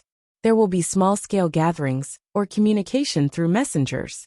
She's the vice president of our organization and one of the initiators. Her code name is Helm. Code name? Lumion was a little puzzled. Aurora tersely acknowledged. In the organization, everyone uses code names without exposing their real names. When they write letters, they emphasize that it's a pseudonym to avoid being discovered by the officials. What's your code name? Lumion was very curious. Aurora was silent for a moment before she replied with a sigh. Muggle? What does it mean? Lumion was puzzled. Aurora's eyes darkened as she replied. Ordinary person without superpowers. Lumion knew that his sister wanted to become an ordinary person living back home more. So he quickly changed the topic. What's the name of your organization? Aurora's expression became complicated. Originally, everyone wanted to give it a classy name, but considering that we would write letters every day, a name that was too conspicuous would attract the attention of certain forces. Therefore, in the end, we decided on a name that sounds like a group of animal lovers. What is it? Lumion pressed. Aurora replied in embarrassment. The Curly-Haired Baboons Research Society. Lumion couldn't help but suppress his laughter at the name of the Curly-Haired Baboons Research Society. But he managed to hold it in. But even if he held it in, he couldn't help but say, those who know will understand that you're studying curly-haired baboons. Those who don't know will think that a group of curly-haired baboons are doing research. Of course, he was only joking. Aurora rolled her eyes at him. We often tease ourselves as a group of curly-haired baboons being studied. Seeing that his sister was in a better mood, Lumion asked, are all the members of your research society Beyonders? Not all of them, Aurora answered briefly. But some gatherings can't be attended by ordinary people. She didn't say why they couldn't participate. Who's the president? How many vice presidents are there? Lumion asked. Are you doing a census? Aurora snapped back. Huh. Lumion was confused. Lumion was confused and realized that Aurora didn't like him asking too many questions about the Curly-Haired Baboons Research Society. Aurora pouted and exhaled. The president's code name is Gandalf. There are a total of 5 vice presidents. All right, I'm going to summon Hellas Messenger. Lumion was puzzled and asked, Aurora. Grande, sir. Didn't you say that you only know the code name Hella and don't know her exact name? How are you going to summon her messenger? He remembered that his sister had just mentioned that by changing the last sentence of the summoning incantation to the messenger that belongs to so-and-so, he could very accurately pinpoint the target creature. However, she didn't know who so-and-so was. Excellent, Aurora praised him and said. To be able to discover the problem is an excellent learning quality. Let's put it this way. It doesn't matter what name you use when you sign a contract with a spirit world creature.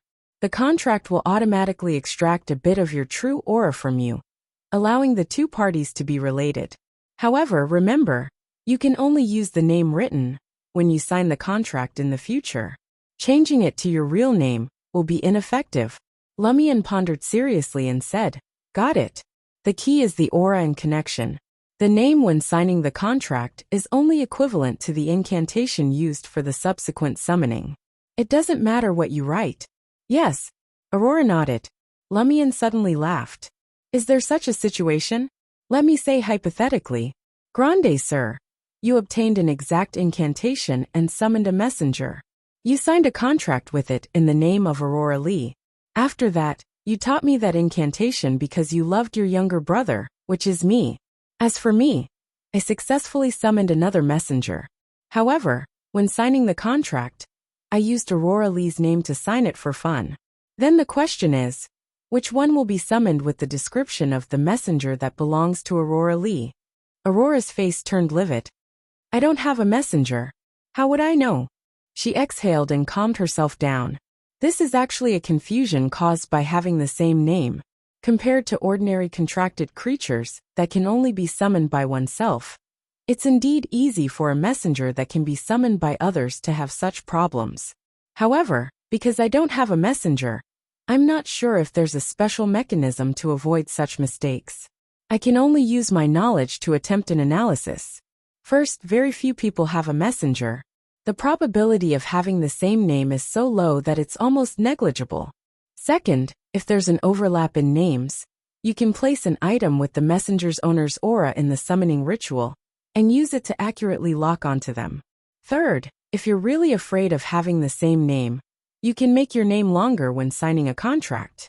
For example, Lumion Torres Ari Lanos Arthur Gehrman Sparrow Lee. That way, you probably won't have the same name, but it's very likely that I'll forget this name after signing the contract. It's too difficult to remember, Lumion muttered. Also, why did you add the name of the pirate hunter and great adventurer? Because I like it. Madame Furzwall's Adventurer series is a classic, Aurora said confidently. She turned around and tidied up the altar, preparing to officially hold the summoning ritual. At that moment, Lumion thought of something and shouted, "Wait a minute! What's wrong?" Aurora turned around looking confused. Lumion asked seriously, "Does the messenger count as an outsider?" Aurora was confused at first, but quickly figured out the problem. She deliberated and asked, "You mean that as an outsider, the messenger will fall into a cycle after coming to Cordu and won't be able to leave?" Without waiting for Lumion's reply, Aurora came up with a new theory. No, the situation will be worse. It's a contracted creature. After receiving the letter, it will immediately go to Hela. It's equivalent to leaving Cordu. That will cause a restart. After that, it will instinctively attempt to leave again and again, while we restart again and again. We won't have time to investigate the key to the loop. Lumion couldn't help but imagine the scene his sister had described. Just as he opened his eyes to see his familiar bedroom, he would open his eyes again to see the familiar bedroom, only to open his eyes again to see the familiar bedroom. He would repeat this action countless times. And the root cause of this was that a certain messenger was in a hurry to go home. Aurora raised her hand to cover her forehead. I can't even imagine what kind of changes will happen then. After sighing, she analyzed seriously, from the current situation, the departure of living things from Cordu and the surrounding area will cause the loop to restart, and inanimate objects won't trigger the restrictions. The telegram and the letter that were sent are proof. If that's the case, spirits definitely won't do either. From the looks of it, I can't summon the messenger. Lumion suddenly figured out why the lever blue could maintain its state of having its words cut out. The pieced-together notes had left Cordu, making it no longer affected. Since it couldn't return, it naturally couldn't return to its original state. He shared his speculation with his sister and asked, "The problem with lever blue has been solved, but how did that letter get sent?" There's definitely no way to send it out during the loop. The moment the messenger leaves Cordu, it will cause a reboot. And if it's before the loop, I have no impression of it.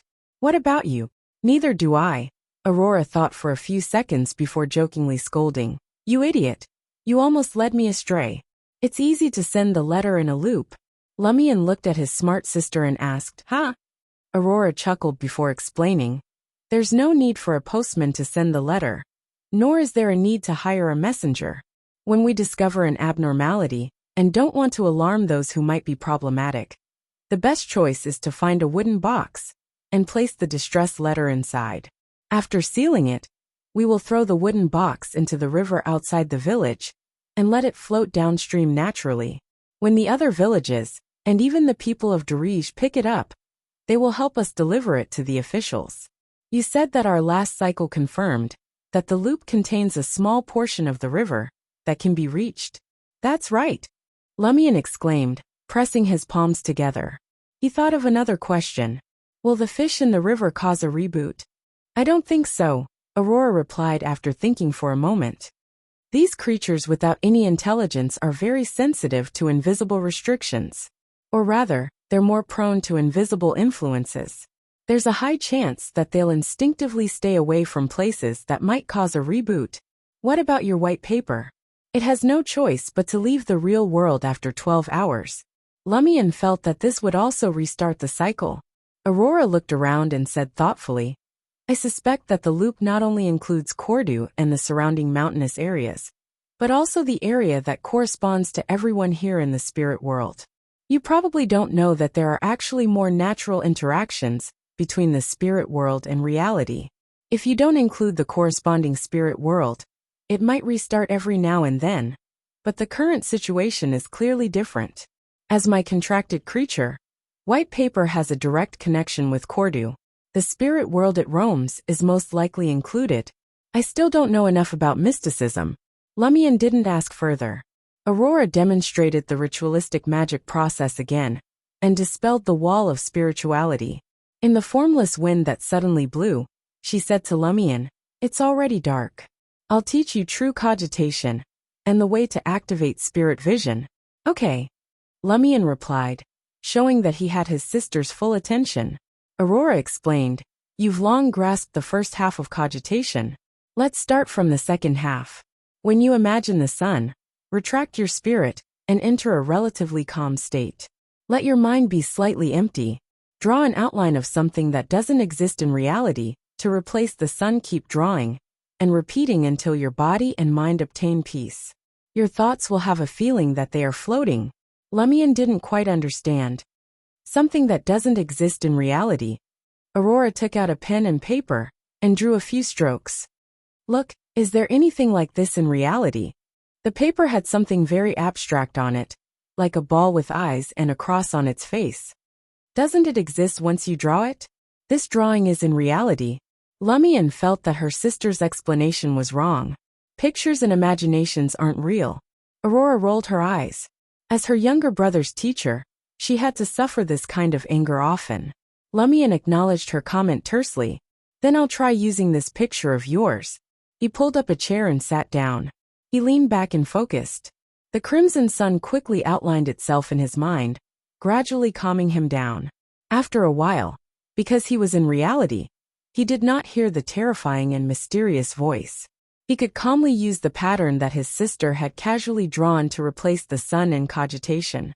The ball with eyes and a cross quickly appeared in Lumion's mind. As Lumion repeatedly outlined it, his body and heart became more and more peaceful, and his thoughts gradually felt ethereal. He saw that there was a faint gray fog around him. There were many indescribable, non-existent things, and dense colored blocks mixed together.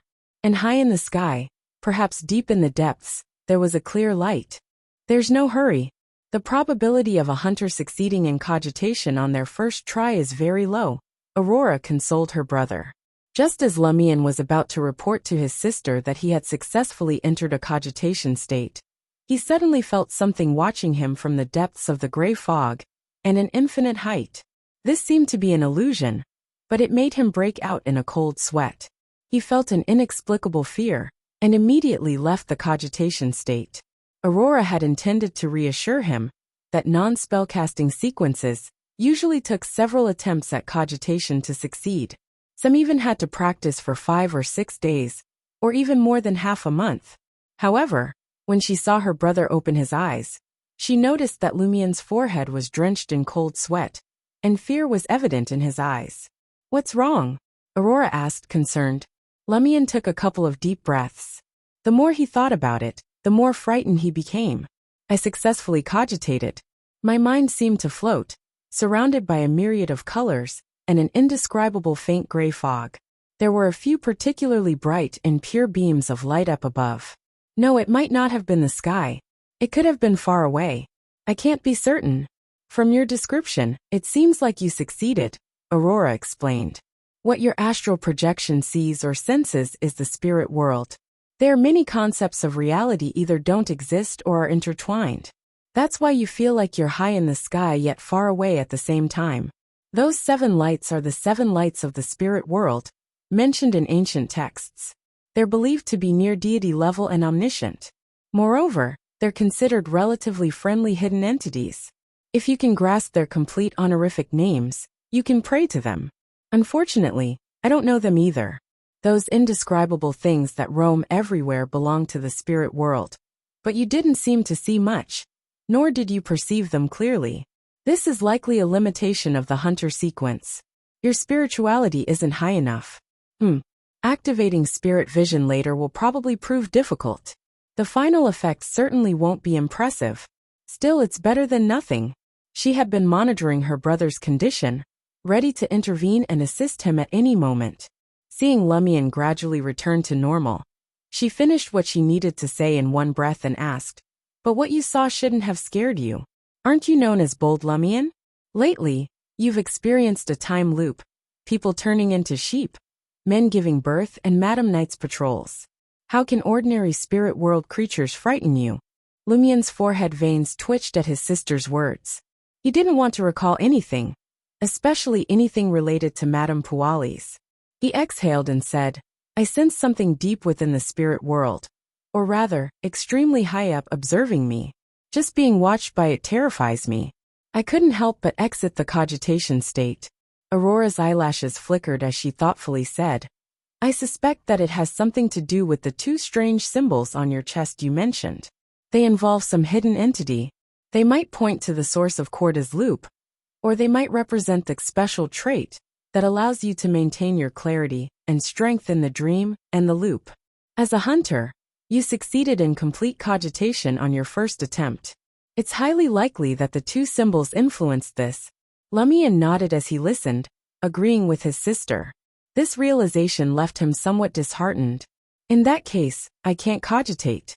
As soon as I succeed, I'll be watched and forced to leave that state. Besides, I don't think being constantly monitored is a good thing. Do you think you aren't being watched now? Aurora couldn't help but laugh. It's just that you can't sense it without being in a state of cogitation. Since there's no way to evade it, and you're bound to suffer damage, it's better to make more attempts to increase your resistance, allowing you to spend more time in cogitation. In the future, when facing certain situations, this might give you an edge. Of course, before becoming a Sequence 7 pyromaniac, hunters don't need deep cogitation. It's best to wait for your spirituality to improve before trying again. Why does that sound a bit depressing? Lumien had already composed himself and mocked his predicament. Since I can't resist, I might as well enjoy it. Aurora scoffed. In our current situation, I'd rather have a unique trait like yours. Even if it means facing numerous unknown dangers and challenges, at least I can retain my memory during the next cycle. I wouldn't need you to remind me, sparing many details. She then looked out the darkened window. It's time to teach you how to activate spirit vision. Keep sitting and attempt cogitation again. You don't have to enter a state where your thoughts are floating. Although that would be more conducive to activating your spirit vision. Aren't there hidden entities watching you? Yeah. Lumien leaned back in his chair, relaxing his body. He first envisioned the sun in his mind, then swapped it out for the ball his sister had sketched haphazardly. He didn't repeat the outlining process, stopping only when his body and mind were serene. Aurora monitored his condition, offering a soothing voice. Lift your hands in your current state, and place them in front of your eyes. You can open your eyes now. Lumien kept his cool as he slowly opened his eyes. At some point, his sister had snuffed out the kerosene lamp, casting the first floor into darkness. The crimson moonlight outside the window was the only thing illuminating the outlines of objects. Once his eyes adjusted, he could barely see his hands. Point your index fingers at each other without touching. Then concentrate on the back of your hand, which can be the back of the opposite point, Aurora instructed. After completing this step, slowly move your fingers to keep them facing each other without touching. And remember, they can't leave your sight. Lumien followed her guidance, focusing his gaze on the empty space beyond his hands as he moved his fingers. Despite repeating the process countless times, he saw no changes. Soon after, he couldn't sustain the cogitation state and snapped out of it. See anything? Aurora asked. Lumien shook his head. It's harder for hunters. Don't stress. If it doesn't work now, it'll work later. If it doesn't happen today, it might happen tomorrow, Aurora consoled. Don't fret. Regular folks with high spirituality can activate their spirit vision after professional training, let alone beyonders. But the results vary. If this loop fails, I can try again next time. But if that doesn't work, there may not be another chance. Lumien thought to himself. He was patient and resilient. After resting and regaining some strength, he tried again. After multiple attempts, he finally saw a fiery red dot emerge from the void between his index fingers. Success! Lumien was thrilled. He turned to his sister.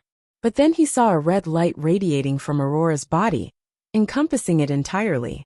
Didn't you say you could see the different colors of the ether body? Lumien asked, confused. Aurora asked excitedly, did it work? Lumien nodded and recounted his experience.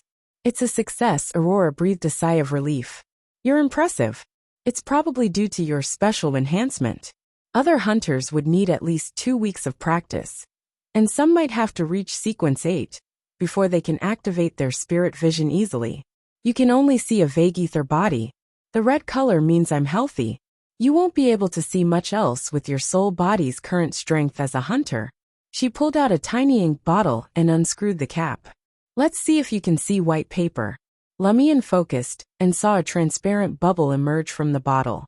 It was similar to the bubbles he made while blowing soapy water, about the size of a fist and tinted red by the moonlight. He could barely keep track of it, and feared losing sight if he blinked. The bubble floated towards Aurora's palm, which she scratched with her thumb, causing it to contract and expand. Lumion composed himself, and reported what he saw to his sister. It's blurry. Aurora shook her head. A hunter's spirit vision is limited. You can only perceive basic ether body concepts in creatures like white paper. Most things are invisible. It's better than nothing, Lumion replied with what his sister had just said. Having never experienced a stronger spirit vision, he was rather content with his current situation. Aurora instructed Lumion to use cogitation to stop his spirit vision from deactivating, and to establish simple activation and deactivation triggers. Lumion practiced repeatedly until he mastered the method, but never succeeded in the express key Aurora mentioned. He only vaguely understood the concept. Take a break. We'll monitor the deputy padre later for any anomalies, Aurora advised. Noticing Lumion's pale face from depleted spirituality, she urged him to rest. They ascended to the second floor and lit the lamp in the study. Lumion dozed off in a recliner while Aurora read, waiting for night to deepen. Lumion forced himself to remain sleeping instead of exploring the dream world. Aurora woke him up shortly after. We can observe the deputy padre now. Okay. Lumion sat up and faced his sister. Aurora opened a miniature ink bottle and stroked white paper with her right hand, her eyes darkening. With the aid of the contract, she recited in Hermes, my contracted creature, bear the uniqueness of my eyes. Lumion couldn't understand or see anything without his spirit vision. He waited patiently. In mere seconds, Aurora withdrew her hand and sat down. White paper is on its way to the deputy padre's house. Lumion inspected the scene and noticed that his sister's eyes reflected trees swaying in the dark, not the study or himself. The trees were left behind swiftly. That's what white paper sees, Lumion realized. Aurora took out a mirror coated in mercury and sprinkled it with light white powder. The powder quickly bloomed with light, covering the mirror with an aqueous layer. In the water, the deputy padre, Michel Garriga, appeared. White paper had reached the target's room and peered through a glass window. Michel Garriga slept soundly, his eyes closed and breathing steady. Aurora and Lumion waited patiently, observing from all angles with white paper. Suddenly, Michel opened his mouth slightly, and a blurry, transparent figure emerged. It was a lizard-like thing. The thing that slithered out of Deputy Padre Michel Garriga's mouth was slender and covered in scaly brownish-green skin, like a diaphanous and fuzzy lizard. As soon as it left Michel's body, its dark green vertical eye darted left and right, vigilantly sizing up its surroundings. While doing so, it even peered out the window, but didn't detect white paper. Instead, Lumion and Aurora sensed the coldness and indifference in its eyes. What's this? Lumion asked. Aurora shook her head. I don't know. It looks like a special spirit. Lumion immediately judged. It sure doesn't look like something good. Even through white paper and the mirror, the lizard-like creature still made him feel uneasy, and his hair stood on end. Aurora glanced at him and reminded, this lizard seems to possess an ability that leads to a degree of mental corruption. Just looking at it from afar makes one feel uncomfortable. If you stare at it for too long, you might end up with mental problems. You must be careful. If the discomfort is serious, immediately close your eyes and try cogitation. Get your mind right before looking again. It's fine for now, Lumion tersely acknowledged. What about you? Don't you feel uncomfortable? Aurora smiled and replied, as a mystery prior, I've seen things more corrupting than this. My resistance is much higher than yours. Besides, don't I go crazy occasionally? It doesn't seem to matter even if I go crazier a little more intensely and frequently. I think it's necessary to check your mental state when you said that last sentence, Lumion said, half concerned and half joking. Aurora chuckled. That's called being self-deprecating. Sometimes it's not as if I can stop looking just because I want to. The mystery prior's eyes are special and can't be completely sealed. I can only barely prevent it from affecting my daily life. As the siblings spoke, the blurry lizard-like creature crawled along the wall and floor at an extremely fast speed to the bottom floor of the house. A few animal skulls hung on the wall opposite the door on the first floor. They were from wolves, deer, and wild boars. The deputy padre, Michel Garriga, wasn't a coordinative. He ought to have lived in the cathedral, but Guillaume Binet had prevented him from doing so using an excuse. He could only rent a place from the hunter Sabate. The lizard burrowed into the wolf's skull and kept entering and exiting the socket. Not long after, it switched to the wild boar's skull and continued doing the same thing after coming out of the deer's pale white skull. The lizard crawled out of the house at a speed several times faster than a galloping horse. White paper quietly floated in the night sky and followed it. The lizard crawled all the way out of the village and finally arrived at the square.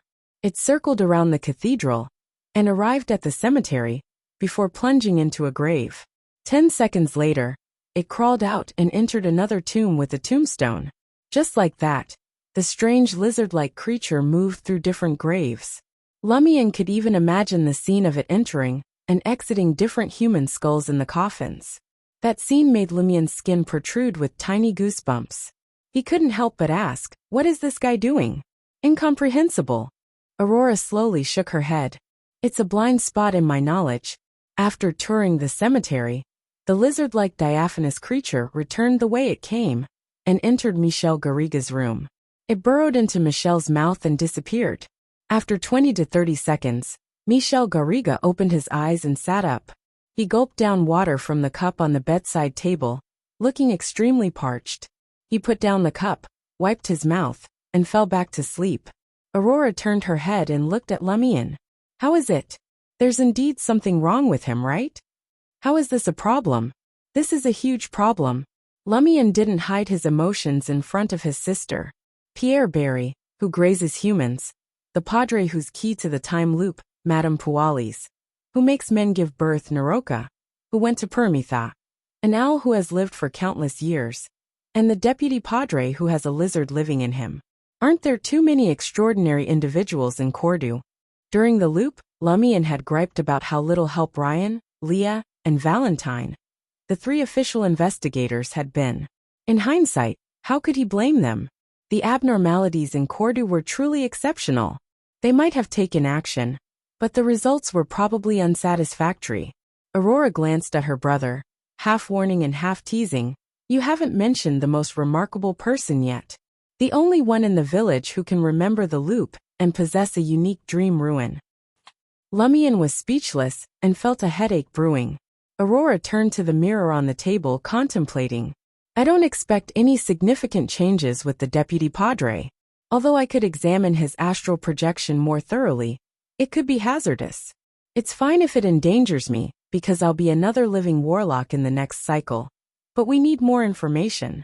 We should wait until we have enough before prying deeper. Starting the loop prematurely would waste time explaining and communicating. Lumion agreed, sharing her perspective. Aurora then suggested, I plan on having white paper monitor the padre now. Lumion was taken aback. Didn't you just say we shouldn't pry deeper to avoid triggering the abnormality prematurely? The padre was the linchpin to the mystery. Wasn't it reckless to rush in like that? Aurora smiled at Lumion. I'm sure what I'm doing is safe. Noticing Lumion's confusion and worry, she elaborated. You heard the padre and Pons Binet's private conversation on April 1st during the previous cycle. The padre claimed to be an ordinary person, but he had a way to deal with me, a beyonder. Based on the corresponding scene, and the fact that there was no reason to lie to an ordinary person like you, I believe the padre was truly powerless before April 1st. Today is March 29th, and we haven't crossed midnight, so it's safe to spy on him. Lumion felt relieved. That makes sense. Aurora continued. From their conversation, I deduced that the Padre found a way to quickly gain Beyonder powers on April 1st. If he senses danger, he can become a Beyonder instantly. Maybe he has an item that can deal with me. Additionally, the Padre's strength at the Lent celebration didn't match that of a Sequence 9. I suspect he's taking a path beyond the divine paths the mysterious woman mentioned. He's probably praying to a certain entity for a blessing. Otherwise, he wouldn't have grown so powerful in just a few days without any noticeable inclination to losing control. Lumion listened quietly and suddenly recalled something. On the morning of Lent during that cycle, I had just become a hunter when I ran into Pons Benet. I wanted to test myself by fighting him, but he ran away as if he knew I had become a Beyonder beforehand. Maybe he had also received a blessing and could sense danger. Lumion added another crucial point. It was probably April 3rd when I saw Pons Benet enter Naroka's house during her funeral. If he had already received a blessing, he wouldn't have failed to detect spying from an ordinary person like me. Considering his keenness on the morning of Lent, Aurora nodded. In other words, it's highly likely that the Padre's group became Beyonders between Naroka's funeral and Lent, between April 3rd and the morning of April 5th. Of course, we can't rule out the possibility of them receiving blessings in batches, Aurora added. The situation became clearer after this discussion. Lumion smacked his forehead and sighed. What's wrong? Aurora asked, confused. Lumion praised her. I should have discussed these things with you earlier. You're much better at analyzing than I am. Aurora chuckled. You sure know how to praise me in various ways. You're inexperienced and lack knowledge, so you didn't think of it immediately. You would have discovered these details sooner or later. Although she dismissed her brother's praise, her pleased expression was evident. White paper flew towards the Benet residence at Aurora's command. The Benet residence was the tallest and most lavish in Cordoue, aside from the cathedral and the castle's modified administrator's residence. It was a grayish-blue three-story house with a chimney on top. As the head of the Benet family, the Padre lived in a room on the top floor's east wing. The dark gray curtains were tightly drawn, and the master of the house appeared to be asleep. This wasn't a problem for white paper. It slipped through the wall and blended into the darkness in the corner. In the room, Guillaume Benet, who had finished his affair with Madame Pualis, was sitting in a recliner, staring at the curtain in front of the window, dressed in light blue pajamas. Aurora's eyes darkened, revealing Guillaume Benet's aura. The red, green, purple, and blue colors made Lumion dizzy. Recalling his sister's teachings, he tried to differentiate between them, and realized that the Padre's body was relatively healthy except for his overzealous desires. What's he thinking about? Which mistress to meet tomorrow? Lumion mocked him, even though the Padre couldn't hear him. At that moment, Guillaume Benet stood up and punched the air in front of him. It's all your fault. It's all your fault. It's all your fault. Damn it. Son of a bitch. Guillaume Benet's fists continued to hit the air, his rage boiling over at a seemingly invisible creature. His expression was twisted with hatred, and he didn't bother to suppress his emotions. Aurora narrowed her eyes and gestured for white paper to investigate the area. But there was nothing there, just empty air. Lumion clicked his tongue in annoyance. He's been itching for a fight for a while now. Who's he blaming? Aurora shook her head and casually replied, maybe it's a bishop holding him back, stopping him from rising in rank and gaining extraordinary abilities. Or perhaps someone lured him into secretly worshipping a hidden entity, hoping to receive blessings and grow stronger. She considered that, as the subdeacon of the Eternal Blazing Sun Church, a padre overseeing a rural cathedral, establishing contact with a concealed being wouldn't be easy on his own. When it came to matters of supernatural power, he'd undoubtedly turn to the Dirige Regent's church. The associated occult artifacts and sorcery grimoires would be handed over to the Inquisition for safekeeping or even sealing. They wouldn't be left at Cordo's cathedral. More importantly, it was impressive enough that he could command ancient Fasak. Languages capable of summoning supernatural forces like Hermes and Elvish weren't something a subdeacon like him would encounter. And Aurora, through the eye of mystery prying, had long determined he wasn't someone with innate spiritual prowess who could unintentionally attract malevolence. Thus, without a certain someone's guidance, How could the Padre come into contact with a hidden existence? Aurora considered the possibility that Guillaume Benet had come into possession of a mysterious item without turning it over. Lumion laughed at the idea. Can't the Padre gripe over that hidden existence? He even dared to make Saint Sith feel aggrieved. It's not impossible for him to blame that hidden existence for enticing him. After mocking Guillaume Benet, Lumion analyzed seriously. I've been thinking about why the Padre suddenly fell into corruption. There are two suspects. The first is Madame Pualis. She's obviously very powerful. Whether it's Louis Lund, who gave birth in the castle, or the woman suspected to be her in the wilderness surrounded by the undead. It shows that she's not simple. She's involved with abnormal pathways and hidden existences. It's possible that she enticed the Padre. By the way, Lumion smacked his head. What's wrong? Aurora didn't know what her brother had realized. Lumion replied solemnly. Do you think the Padre has ever given birth to Madame Puali's child? Aurora was filled with regret for believing her brother was on the brink of an important discovery. She snapped. Who told you that Louis Lund's child is Madame Pualis's? What if it's Administrator Beast's or a hidden existence's? No. If it was, you would have exploded and turned into a monster when you saw that scene. I just find Madame Pualis to be more dominant in her relationship with the Administrator. Before the loop began, Lumion felt that the Administrator, Beast, was a little weak. He couldn't keep the butler in check, and couldn't keep an eye on his wife. When he appeared with Madame Pualis, he always tried to please the latter. Lumion originally thought that the Administrator loved his wife very much, but now he had a new guess. Do you think the Administrator is another fertility tool for Madame Pualis? Perhaps. Aurora held her forehead. The world of mysticism has really broadened my horizons. Many scenes that only exist in novels and imaginations have been realized, in some warped manner. After sighing, she muttered to herself. There seem to be more than 1 or 2 children born in the castle. Where are they? Lumion thought for a moment, and expressed that he had no idea. Infiltrating the castle and conducting a search was out of the question. Not after what happened to Louis Lund and the events in the wilderness. Whatever it took, he wasn't about to cross paths with Madame Pualis again. Aurora felt the same.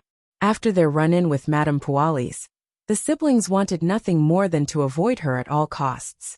The Padre grunted in frustration, downing a glass of red wine to take the edge off. He let out a long breath, put down the tall glass, and walked to the bed. It wasn't until the Padre's breathing eased, and he seemed to be asleep that Lumion mocked. Look at him, crashing early. What, no late-night rendezvous with his mistress? Oh, he doesn't smoke in private, either. This was inferred from the absence of cigar cases, pipe, and other items in the bedroom. Aurora chuckled and said, he doesn't drink much alcohol either. Everyone says he's a pillar of propriety. She dispatched white paper to scout the bedroom. Finding nothing, it returned as instructed. Aurora turned to Lumion. You only mentioned one suspect. What about the other? That sneaky owl.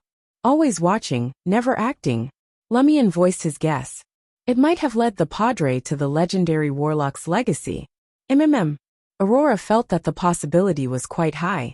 Lumion then suggested, if that owl pays me another visit, we capture it and interrogate it. You sure you can take down an owl that has lived for centuries? Aurora smirked. I've got you, haven't I? Lumion flattered his sister. Aurora scoffed. Our chances aren't great, even with both of us. But we can't just sit around and do nothing. We need to find out what's going on before it's too late. As long as we don't interfere with the advent of the 12th night, we'll be fine. Lumion nodded heavily. Aurora noticed his exhaustion and reached for white paper, who had returned. You've been using your spirit vision too much today. Get some rest. We'll continue tomorrow. She paused for a moment before continuing. In the morning, I'll teach you the basics of the Hermes language. Then in the afternoon, go see Pierre Barry and have a drink. I'll sneak into his sheep pen and see if I can get any useful information from his 3 sheep. She thought this was the easiest route to investigate. Isn't that too risky? Lumion asked, already on his feet. Aurora reassured him with a smile. Don't worry, I won't pick a fight. I just need to talk to them in Highlander.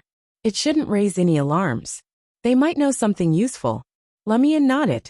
I'll head to Old Tavern tomorrow afternoon. I'll try to get to know the 3 foreigners. They could be valuable allies. Of course, he had to be careful not to reveal their identities as Beyonders. Okay, Aurora agreed with her brother's plan. Lumian woke up in his dream bedroom, shrouded in a faint gray fog. As he expected, all the gold, silver and copper coins, as well as the axe and pitchfork he had collected, were gone.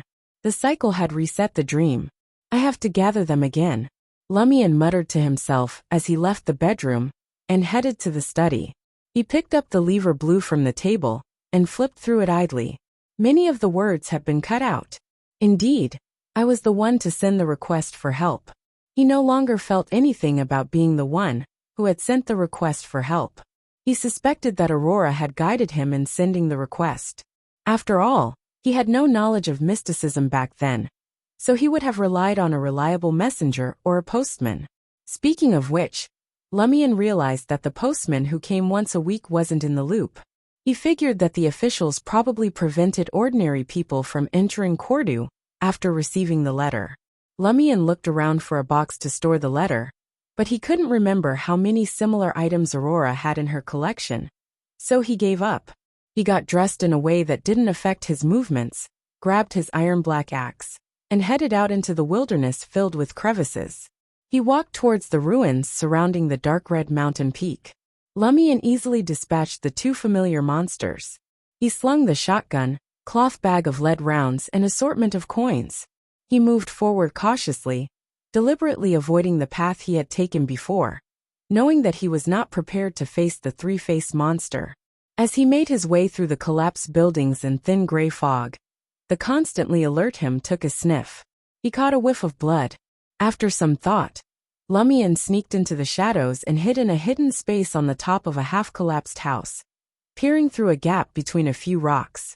In the distance, amidst the barren, rubble-filled wasteland, he saw a lump of flesh slowly wriggling towards a building. The flesh was mixed with yellow fat, as if a creature had been crushed by a falling boulder. Lumian pondered how to deal with such a monster. Should I behead it? But it doesn't even have a head.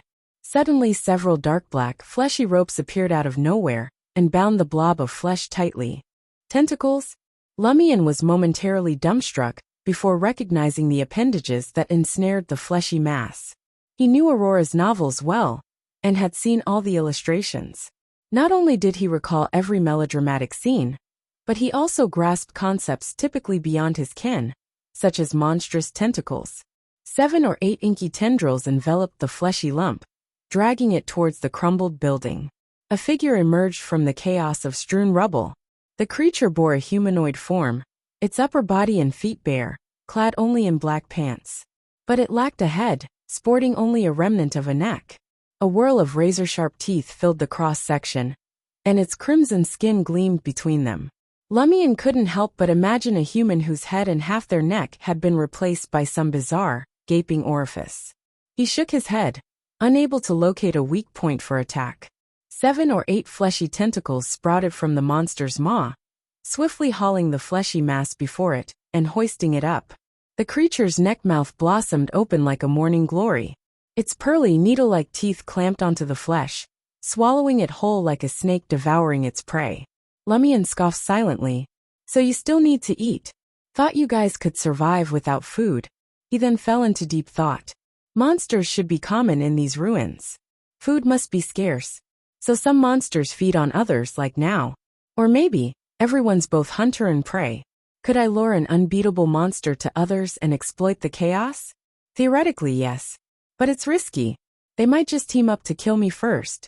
As Lumian mulled it over, he noticed the monster's chest, heaving from the effort of digestion, was beginning to swell and contract, as though it was undergoing intense digestion. This attracted Lumian's attention, and made him realize that the monster's chest was anything but ordinary.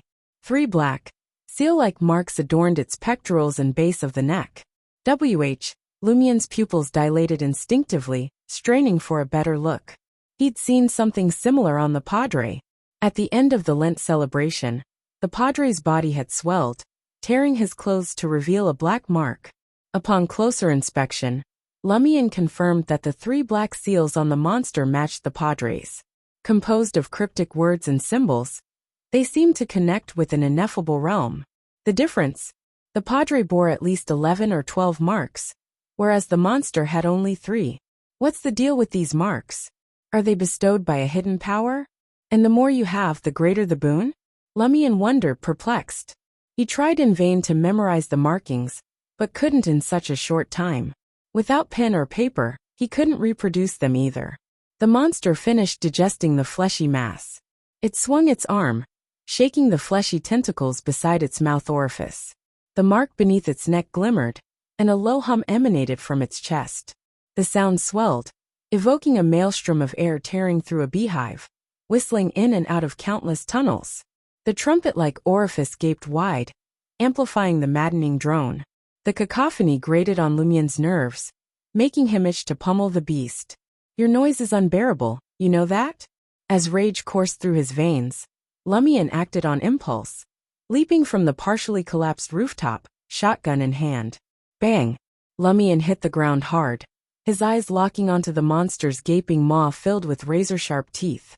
He was about to rip the other party a new one for being a stubborn old pig, but serenity gripped him like a vice. He felt helpless, like a bystander who had been thrust onto the stage of a deadly play. The monster's blood-red mouth was trained on him, and it made no sound. "Can I say that I'm sorry? That it's a misunderstanding?" he muttered, his voice barely audible. He suspected that there was something wrong with the noise just now, causing him to lose his mind. He jumped out of his hiding spot and tried to attack. But it was too late for apologies. He had to make a choice, fight or flee. With his experience, Lumion knew that running was not an option. The monster was unscathed and ready, its 8 tentacles raised and poised for attack. Therefore, if he really wanted to escape, he had to fight before finding an opportunity. If he wanted to survive, he had to fight. Without hesitation, Lumion raised the shotgun in his hand, loaded with lead bullets. Bang! The monster was caught off guard by Lumion's speed and decisiveness. It had no idea what the shotgun was, and didn't stand a chance, as it was pelted with lead bullets. Ah! It howled in pain, its mouth filled with razor-sharp teeth opening instinctively. Its chest was a bloody mess, including the black mark on its right side. However, the black mark seemed to be engraved in his blood and flesh. It was still clearly visible, and remained unharmed. Lumion didn't revel in the monster's screams. He quickly repositioned himself, and pulled out a new round from his bag. But before he could take aim again, the black mark on the creature's left side glowed, and it vanished into thin air. Just like that, it disappeared in front of Lumion. Had it escaped or turned invisible? He racked his brain for answers from the various novels Aurora had written, and the mysticism knowledge she had taught. Lumion searched frantically for any sign of it, but it was gone. This scene and difficulty that he had never faced before made Lumion panic. He wanted to take the opportunity to escape, and subconsciously take a few steps back. Lumion's ankles were suddenly yanked, and he lost his balance, flipping over and hanging upside down. Dark, fleshy tentacles appeared out of nowhere, wrapping tightly around Lumion's legs and hoisting him up.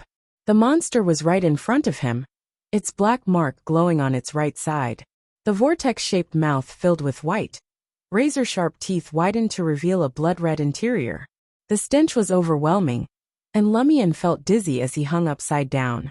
He could see the blood-colored skin of the monster's mouth and countless teeth. Thinking quickly, he grabbed one of the tentacles and wrapped it tightly around his arm. In his hanging state, he aimed his shotgun at the monster's mouth and fired. Bang! The monster screamed as flesh and blood spewed from its mouth. It flung Lumion away, and its body turned transparent before vanishing once again. Lumion hit the ground and rolled before getting back up, determined to find his target. Suddenly, he caught a whiff of blood approaching him. Without hesitation, he leaped in the opposite direction. Dark tentacles emerged from the air where he had been standing, but they missed their mark. The monster reappeared 3 to 4 meters away, its vortex-shaped mouth wide open, ready to strike. Lumion loaded his shotgun with lead rounds, but the black mark on the monster's left side glowed, and it vanished again. Invisibility. It's indeed invisibility. Lumion instantly made a judgment. Coupled with his previous encounter, He believed that this invisibility could not hide his scent, and would lose its effect once he entered an attack state. After figuring it out, Lumion calmed down and mocked inwardly. How can you be invisible if you can't even hide your scent? Capturing traces was a hunter's forte. Lumion regained his composure and calmly surveyed his surroundings as he circled the area. Soon, he spotted the monster's footprints and caught the scent of blood and its unmistakable stench. Using these clues, he dodged the monster's attacks and fired his shotgun, but it seemed to have no vital points. The creature only grew weaker after being hit multiple times. With the lead rounds running low, Lumion quickly thought of a solution. In just a few seconds he had an answer. He had scouted the area beforehand and found several natural traps that could be used, including one that would be perfect for this monster. As two faint footprints appeared in the distance, Lumion turned and ran, narrowly avoiding the dark, fleshy tentacle that missed its target. He kept running, occasionally looking back to make sure the monster was still chasing him, and to dodge any attacks. Buzz buzz buzz! The monster's noise only fueled Lumion's anger, making him want to turn around and attack with his axe. But he reminded himself that his goal was to kill the creature, not just vent his frustration. Fortunately, he remembered that his goal in running was to kill that guy. At the moment, he wasn't really running away. Anger and frustration didn't change his plan. It only made him more motivated. Thud thud thud. Finally, he spotted the half-collapsed building and rushed inside, stopping at the edge and pretending to lie in ambush. Soon, he heard the shallow footsteps of the monster approaching, along with its stench and blood. Lumion estimated the distance of the tentacle and took a couple of steps back. With a swing of his axe, he struck a stone pillar that was about to collapse, and then kicked it hard, using the reaction force to roll back. The half-collapsed building couldn't withstand the impact and crumbled, a cascade of heavy rocks filling the passage. Boom! The monster, hiding and ready to attack, let out a fierce scream that lasted only a second before it was silenced forever. Lumion rolled away before springing back to his feet. The sudden scream and its abrupt end brought him a sense of relief. Still, he remained vigilant. Shotgun slung and axe in hand, he cautiously approached the collapsed building. Dust swirled in the air where bricks and wooden beams once stood, lingering on. Outside, Lumion couldn't spot the monster's corpse. It must be buried beneath the rubble. His sense of smell was compromised in the dusty environment. He raised a hand to shield his nose from the irritants. Given the situation, Lumion retreated several steps, maintaining a safe distance as he patiently waited for the dust to settle. As he stood watch, he scrutinized his surroundings, on alert for any subtle signs of movement or scent. Finally, the air cleared, and his vision returned. Lumion neared the wreckage once more, tracking the scent of blood to find the monster crushed beneath heavy stones. With no need to rush, he employed his hunter expertise to methodically remove the rocks, avoiding any secondary collapse. Simultaneously, he kept his guard up against the monster, which might still be alive and awaiting an opportunity to strike. He pulled away another massive stone, revealing the twisted creature, its head neck a mangled vortex. Its maw faced the sky, crushed into a gory mess. Its chest was flattened, and its sharp mouth impaled on a jagged stone pillar. Several dark, fleshy tentacles had snapped. If not for its distinct features, Lumion wouldn't have recognized the semi-solid mass as his target. The trap had worked better than he'd anticipated. After confirming the monster's demise, Lumion noticed the 3 black markings on its chest, still clearly visible despite the carnage. It's so odd. This can't be common, even in mysticism, right? Despite going through his sister's crash course, Lumion still had much to learn. He relied on his intuition for judgment. He had planned to use his knife to remove the skin with the black mark, but the creature's chest was too mangled to salvage anything. After pondering for a moment, he tore a piece of cloth from his linen shirt, using it as makeshift paper. Next, he wrapped another strip around his finger, staining it with the monster's blood. Whether it sufficiently isolated potential contamination or poison, he couldn't be sure. If anything happened, he'd have to leave the dream quickly, minimizing any damage to reality. He should recover within hours or half a day. Using the blood as ink, Lumion copied the 3 black marks.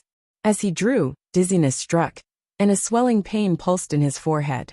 Lumian surmised from his sister's teachings that his spirituality was nearly depleted. Just copying these marks almost drained me entirely? He was astonished by the bizarre markings, and the meager spiritual capacity of a hunter, which he suspected was only slightly greater than a spiritually gifted person. After resting briefly, Lumian continued copying. It took 3 intermittent attempts before completion, his head throbbing. In his current state, further exploration was impossible. He pocketed the cloth, hoisted his axe, and headed back across the wilderness towards home. Emerging from the ruins, he felt a sense of accomplishment, as if he had absorbed a significant portion of the hunter potion. Looks like it was a successful hunt, Lumian mused. His unsorted experiences bubbled to the surface. Staying calm is crucial. When faced with unexpected prey and no time to prepare, calmness is even more vital. Always observe your surroundings and exploit opportunities. With his thoughts racing, Lumian made his way home, ascended to the 2nd floor, and entered the bedroom.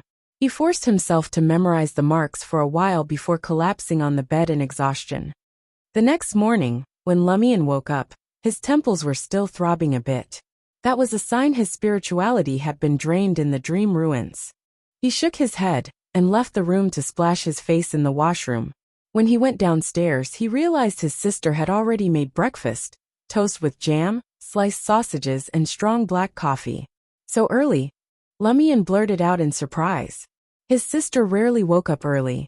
Aurora replied grumpily, realizing we're stuck in a time loop, and the people around us are getting weirder and creepier. How can you sleep well? Not me. I've got no choice. Lumian comforted his sister. At least you can really sleep. I've got stuff to do in my dreams. That's true. Aurora picked up the coffee laced with half a packet of sugar and took a swig. After her brother sat down and wolfed most of the toast and sausage, she asked, "What did you get out of exploring the dream ruins?" Lumian recounted his run-in with the monster and said, "Aurora, grande sir, help me figure out what those 3 black marks mean." At the end of Lent, the padre had something similar on him, but even more. Aurora nodded and took out a fountain pen and a note from a hidden pocket in her beige dress. Lumian began sketching, but he couldn't accurately replicate the black marks.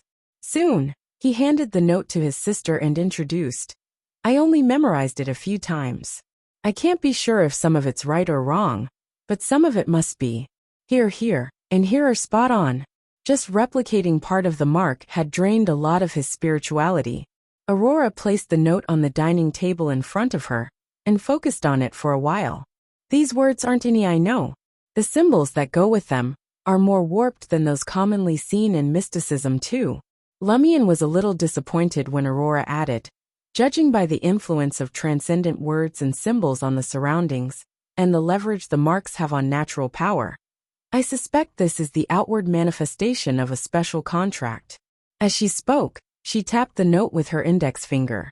"Contract?" Lumian asked. Aurora nodded. "Paired with your battle with that monster, each black mark should represent a special contract. The effect of this contract is likely helping it gain a superpower from certain spirit world creatures from other dimensions, or extraterrestrial creatures. So the black mark on its left chest emits light and grants invisibility. The one below its neck corresponds to a voice that makes people frustrated, resentful, and lose their minds. The one on its right chest didn't show anything. I suspect it has something to do with its mouth orifice, tentacles, or digestion. No wonder. Lumian immediately understood some of the details of the previous battle. He then laughed and said, "The Padre signed more than 10 contracts with different creatures? What does this mean? Everyone can be his daddy." "What a strange way to put it," Aurora muttered. "From the looks of it, the Padre who fought you at the end of Lent didn't even show a tenth of his strength. He probably only used one ability he got through the contract. His body and mind went out of whack for no reason, and he was at your mercy." Lumian didn't get the previous 2 cycles, but he clearly knew it was luck back then. He eagerly asked, "Can I copy the contract obtained from the monster and contact the corresponding creature?" He was very envious of that invisibility ability. A contract is a contract, and a ritual is a ritual. Do you know how to conduct a ritual? Aurora doused his enthusiasm. Even if you master the ritual, do you know what the price of such a special contract is? The Padre might have only completed it with the blessing of a hidden existence.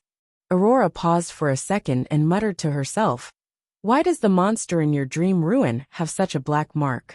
Did it also receive the blessing of that entity?" As she spoke, Aurora cast her gaze at Lumien's left chest.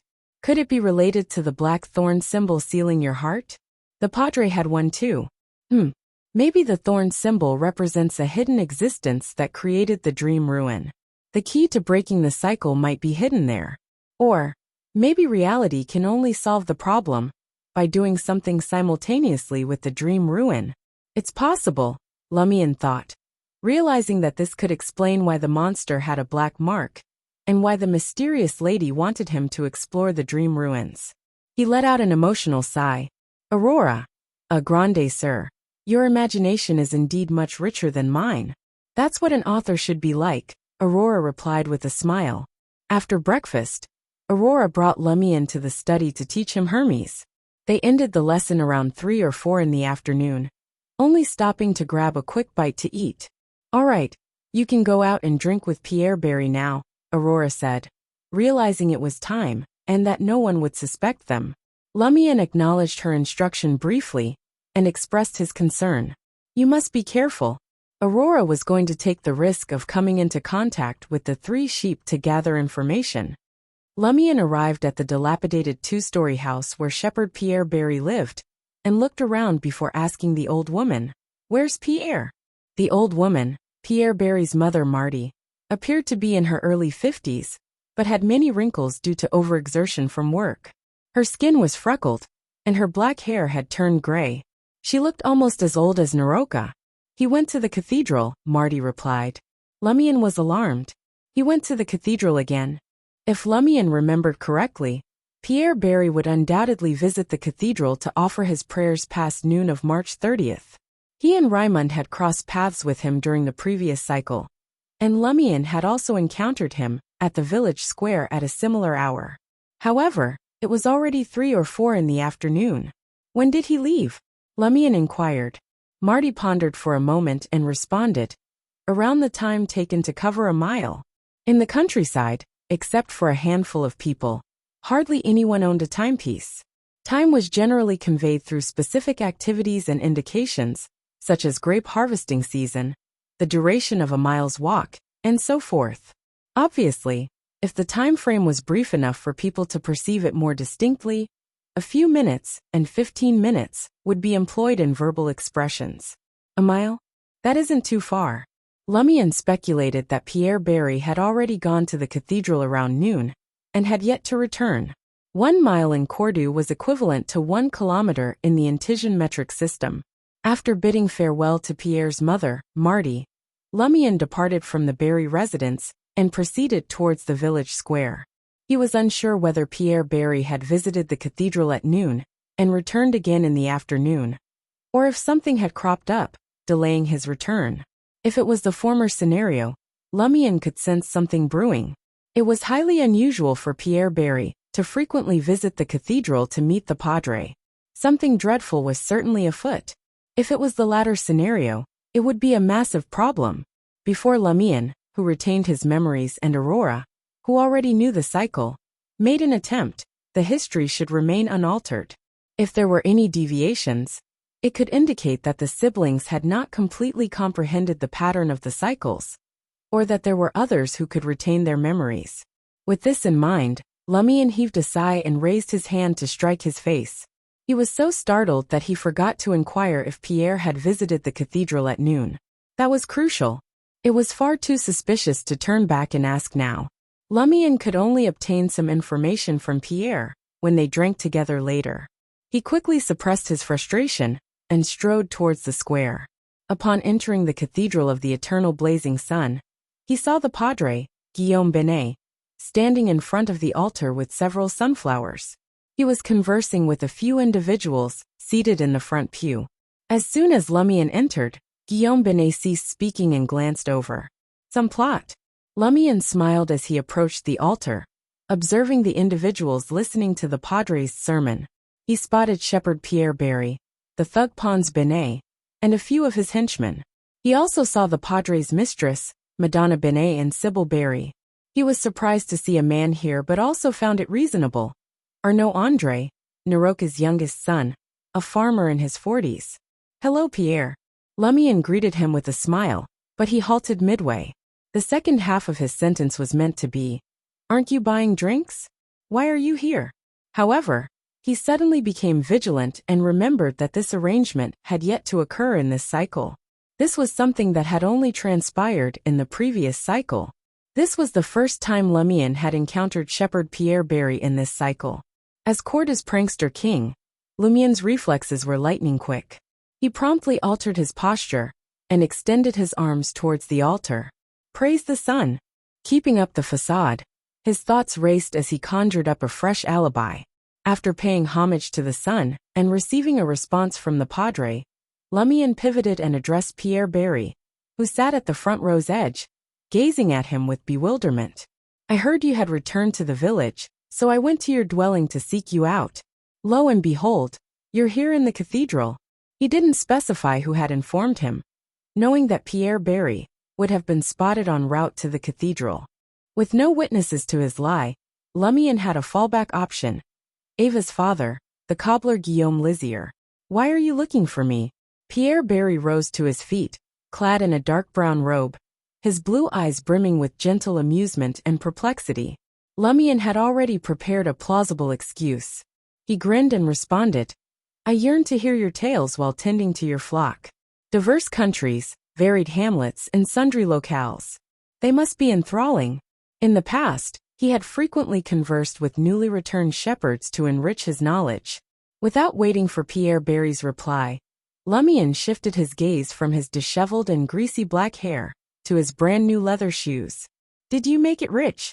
"My current employer was more generous this time, and bestowed upon me quite a few things," Pierre Barry replied with a smile. "I'll treat you to a drink later."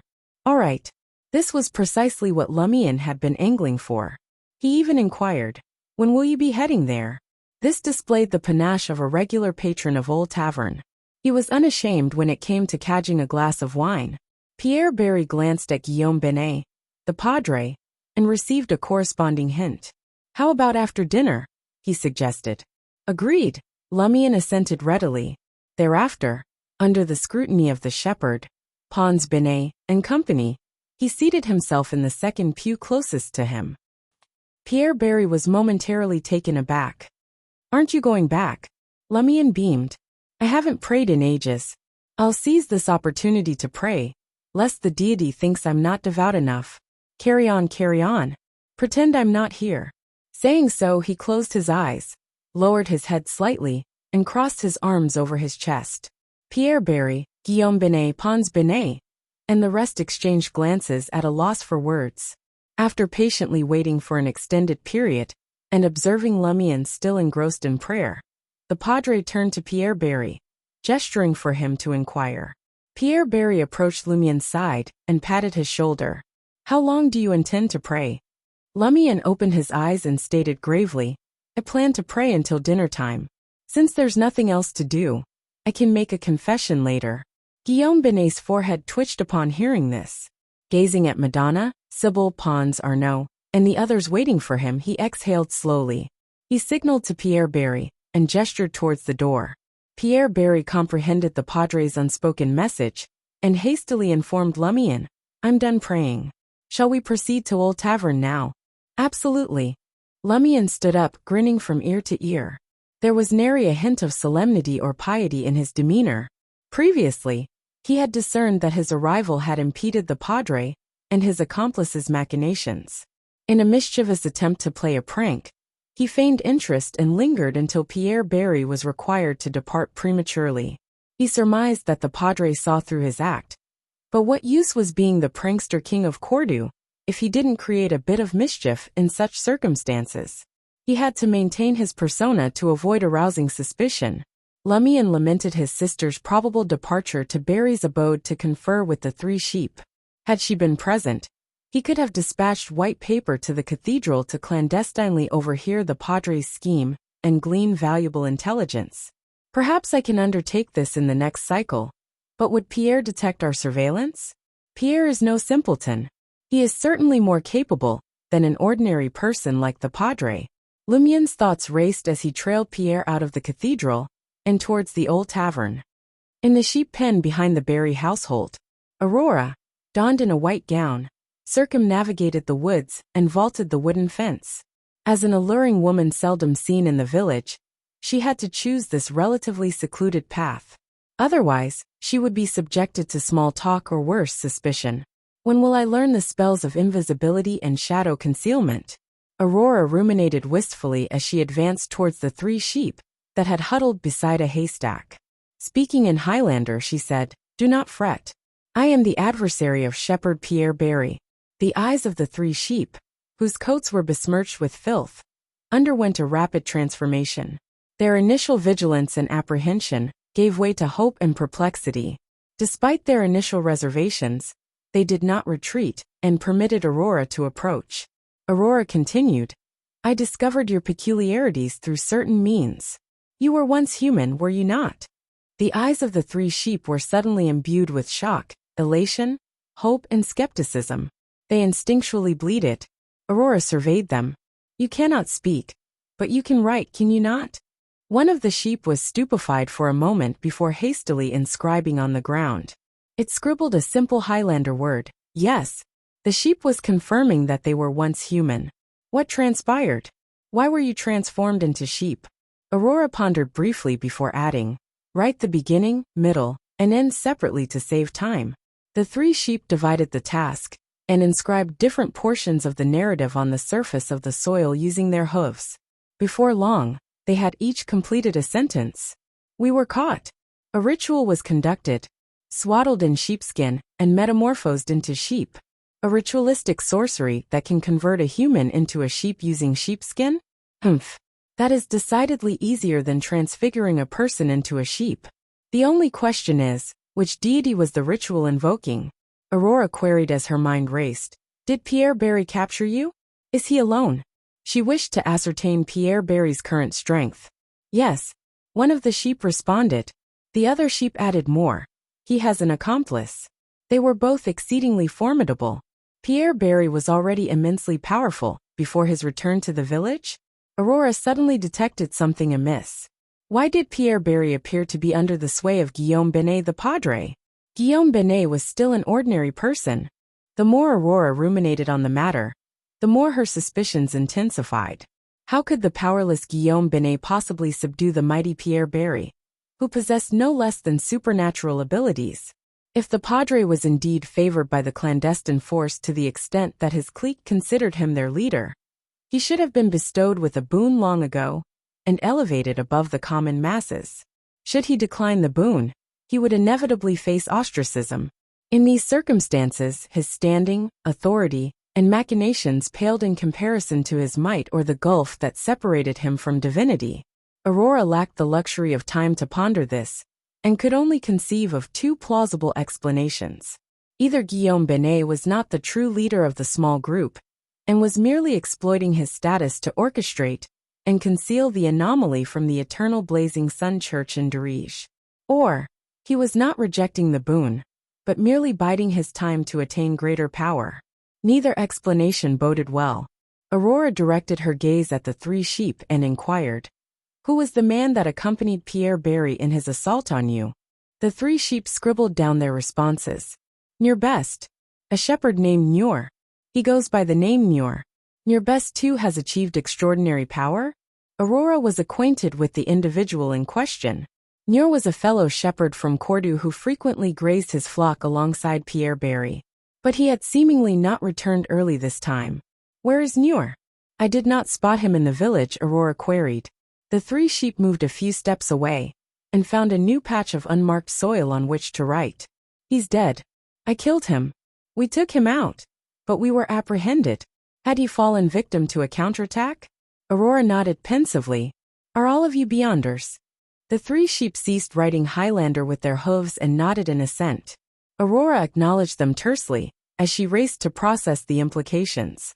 Pierre Barry and your best are hunting Beyonders. What is their motive? And one of them is now dead. Either Nior's abilities paled in comparison to Pierre's, or they had acquired their powers through the boon, and were far from proficient in wielding them. It was certain that the Beyonder battles would encounter complications. Aurora glanced at the three sheep once more and asked, "Do you know why Pierre captured you?" The three sheep resumed writing. "I have heard him speak of God and devotion. It may be for a blood sacrifice. I suspect he wants to offer us as a sacrifice to an evil god. Indeed, Beyonders possess remarkably high spirituality and unique characteristics. They are far superior to ordinary mortals as sacrificial offerings, and they can appease malevolent gods more effectively. Pierre Barry and your best were using grazing sheep as a ruse to abduct Beyonders from other countries, to offer them up as sacrifices? It is a scheme that can easily evade the local authorities' notice." Aurora nodded imperceptibly. She spoke solemnly. Did Pierre mention the honorific name of that god? Or rather, who were they praying to during the ritual that transformed you into sheep? The three sheep were taken aback, as if they were awash in recollections. Suddenly, they lowered their heads and extended their hooves towards the soil before them. For some inexplicable reason, Aurora felt that the temperature had plummeted, and the sun had been obscured by dark clouds, as a chilly mountain breeze swept past. The three sheep began writing. Aurora's spiritual intuition sounded a powerful alarm, prompting her to bellow, "Hold on!" The three sheep lifted their heads and looked at her. At some point blood-red tears had welled up in their eyes, and their fur was stained and ghastly. In the next moment, they resumed writing. Aurora whirled around and dashed towards the fence. As she exited the pen and looked back, the three sheep were bathed in the sunlight. If not for the bloodstains on their faces, everything seemed entirely ordinary. Thump, thump. Aurora's heart continued pounding. Panting heavily, she breathed a sigh of relief. If I had not learned to seal my sight and glimpse things I should not have seen, I would not have reacted in time. She produced a vial of iron-black powder and scattered it over the sheep pen. The words etched in the soil vanished as though by an unseen hand. As for the stains on the sheep's faces, Aurora found it challenging to expunge them using spells, so she refrained from approaching them and merely washed them away with water. She feared that the three sheep were different from before and harbored latent dangers. In Old Tavern, Lumion sat at the bar, sipping on light green absinthe, his right elbow propped up casually as he surveyed the room. He searched for the mysterious lady, but she was nowhere to be seen, nor were Ryan, Leah, and Valentine.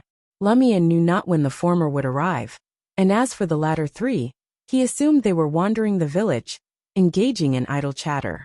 Pierre Barry, who had just finished his glass of absinthe, picked up a new pale green liquid and babbled, "I had a chance to get married." "Is that so?" Lumion scoffed. "Who would fancy a shepherd?" Pierre sighed and replied, "Most of the pastures we graze in are owned by manor owners or nearby villages. If we want to graze, we have to pay a ranch tax or marry a village girl and settle down there." Lumion smiled. "That's a good thing for a shepherd." Pierre took a sip of absinthe and glanced sideways at Lumion. "That girl must fancy you and not ask for dowry. At one time, a lady thought I was not bad and didn't mind that I was a pauper and a shepherd. She was willing to marry me. Was she very foolish?" "Yes." Lumion nodded honestly. Pierre took another sip of absinthe and was silent for a long time before saying, "Later she died. She worked in a factory in the suburbs and fell ill due to exhaustion. I went to several cathedrals, got the padres to pray for her, and found doctors to treat her, but it was useless. After that day, I realized something." Lumion asked, taking a swig of absinthe, "What was it?" Resentment flashed across Pierre's face as he replied, "Those who possess flesh and excrete from their posterior cannot absolve us of our predicament." Lumion asked, "So, those without flesh and those who do not excrete from their posterior are acceptable?" Pierre chuckled. "Those are saints and angels, but will they deign to look at us?" Lumion sked. "Then why did you go to the cathedral to seek the padre's counsel? Not only does he possess flesh and excrete from his posterior, but he also indulges in the carnal pleasures with women." Pierre turned his head towards Lumion and cast a sidelong glance. "You fail to comprehend. He possesses a certain intellectuality that can redeem our souls. Intellectuality. Lumian struggled to grasp the term. Pierre took another sip of his light green absinthe, seemingly oblivious to the question. Lumian dared not press the matter further, and instead inquired, I heard that you visited the cathedral at noon. Why did you return in the afternoon? Pierre's warm smile illuminated his face as he replied, In the afternoon, one can converse with like-minded individuals. He did not deny that he had visited the cathedral at noon. Lumian breathed a sigh of relief, knowing that for the time being, no one else would retain their memories and disrupt the flow of history. He suspected that Pierre Barry had visited the cathedral at noon to confer with the padre in advance of their small group discussion, scheduled for the afternoon. After their libations, and with the sun setting on the horizon, Lumian and Pierre Barry bid each other farewell, and returned to their respective abodes.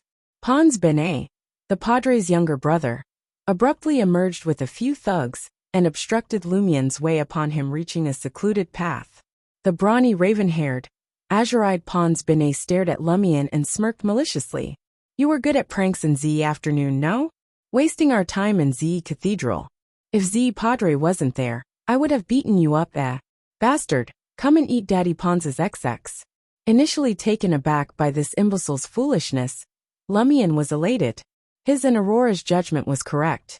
In the previous cycle, Pons Benet likely hadn't acquired supernatural abilities before Naroka's funeral, and thus had no sense of danger. He had actually dared to obstruct a Beyonder's path. Without hesitation, Lumian turned and bolted, with Pons and his thugs in hot pursuit. However, as soon as they exited the trail between two buildings, they lost sight of their quarry.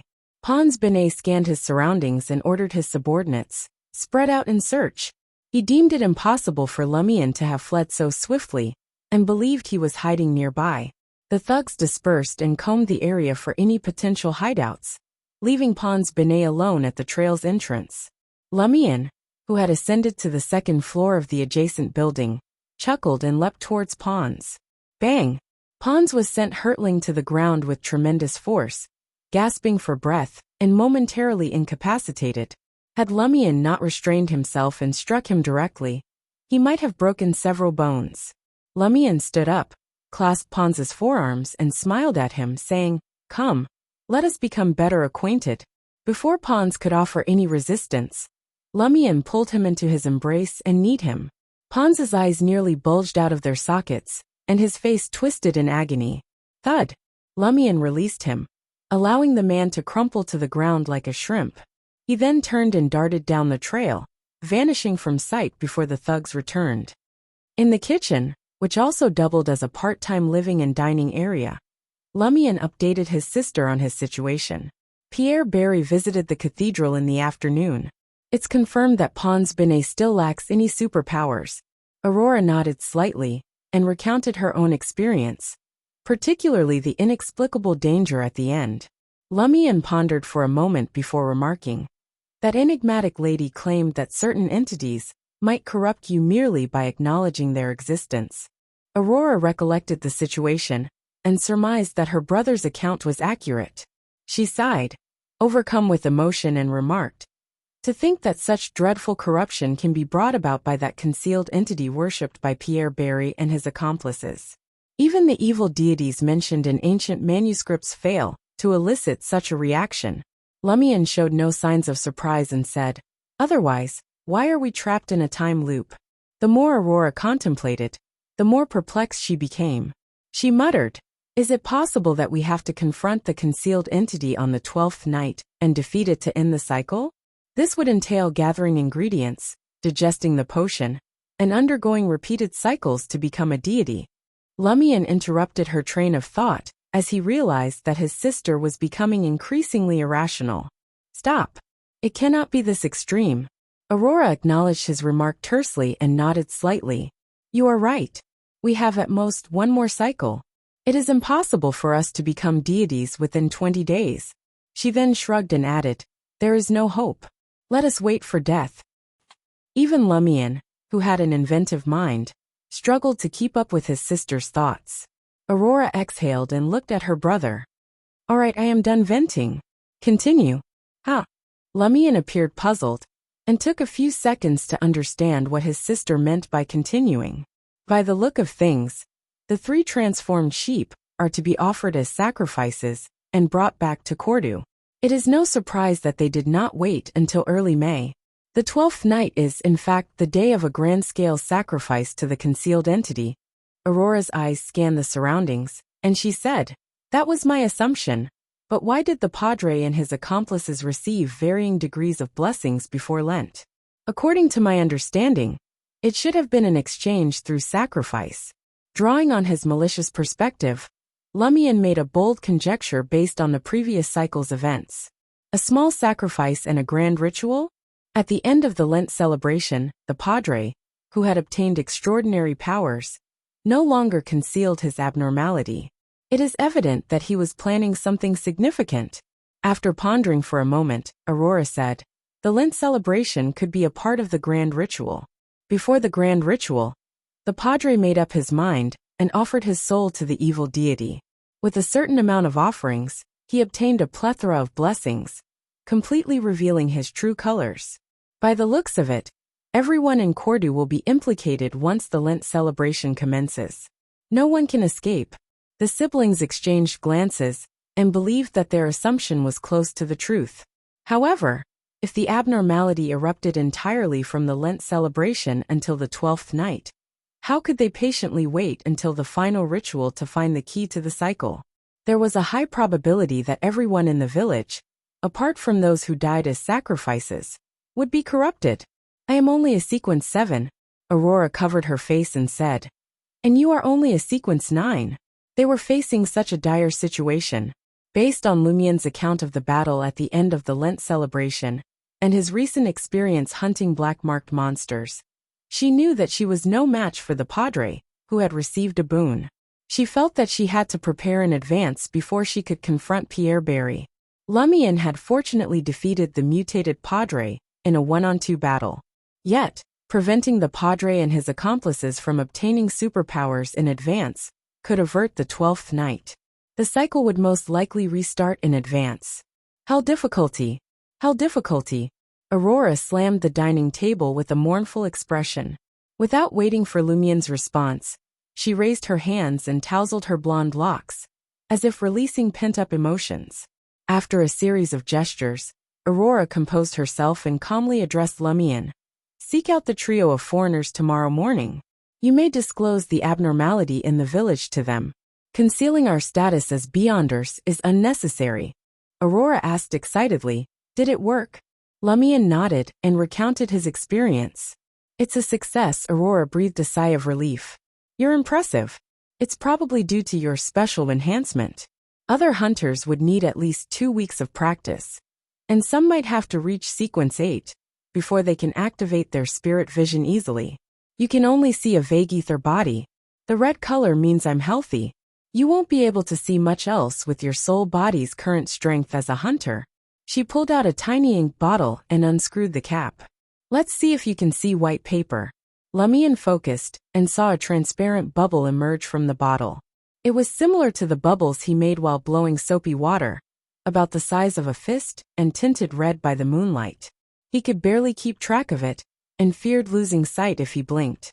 The bubble floated towards Aurora's palm, which she scratched with her thumb, causing it to contract and expand. Lumian composed himself and reported what he saw to his sister. "It's blurry." Aurora shook her head. "A hunter's spirit vision is limited. You can only perceive basic ether body concepts in creatures like white paper. Most things are invisible. It's better than nothing." Lumian replied with what his sister had just said.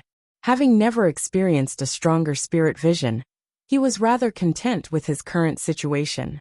Aurora instructed Lumian to use cogitation to stop his spirit vision from deactivating, and to establish simple activation and deactivation triggers. Lumian practiced repeatedly until he mastered the method, but never succeeded in the express key Aurora mentioned. He only vaguely understood the concept. "Take a break.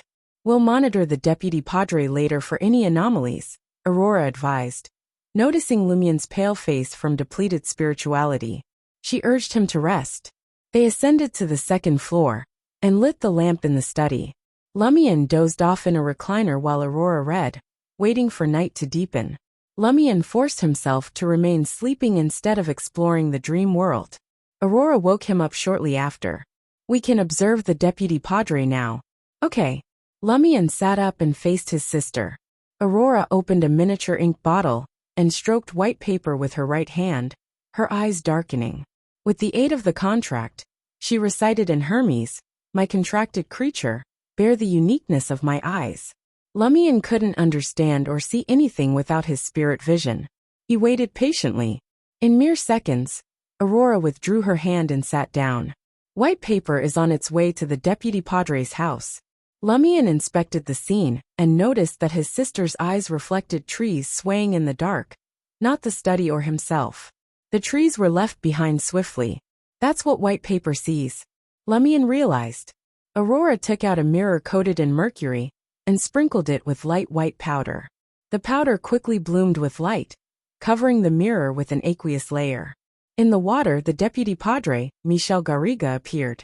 White paper had reached the target's room and peered through a glass window. Michel Garriga slept soundly, his eyes closed and breathing steady.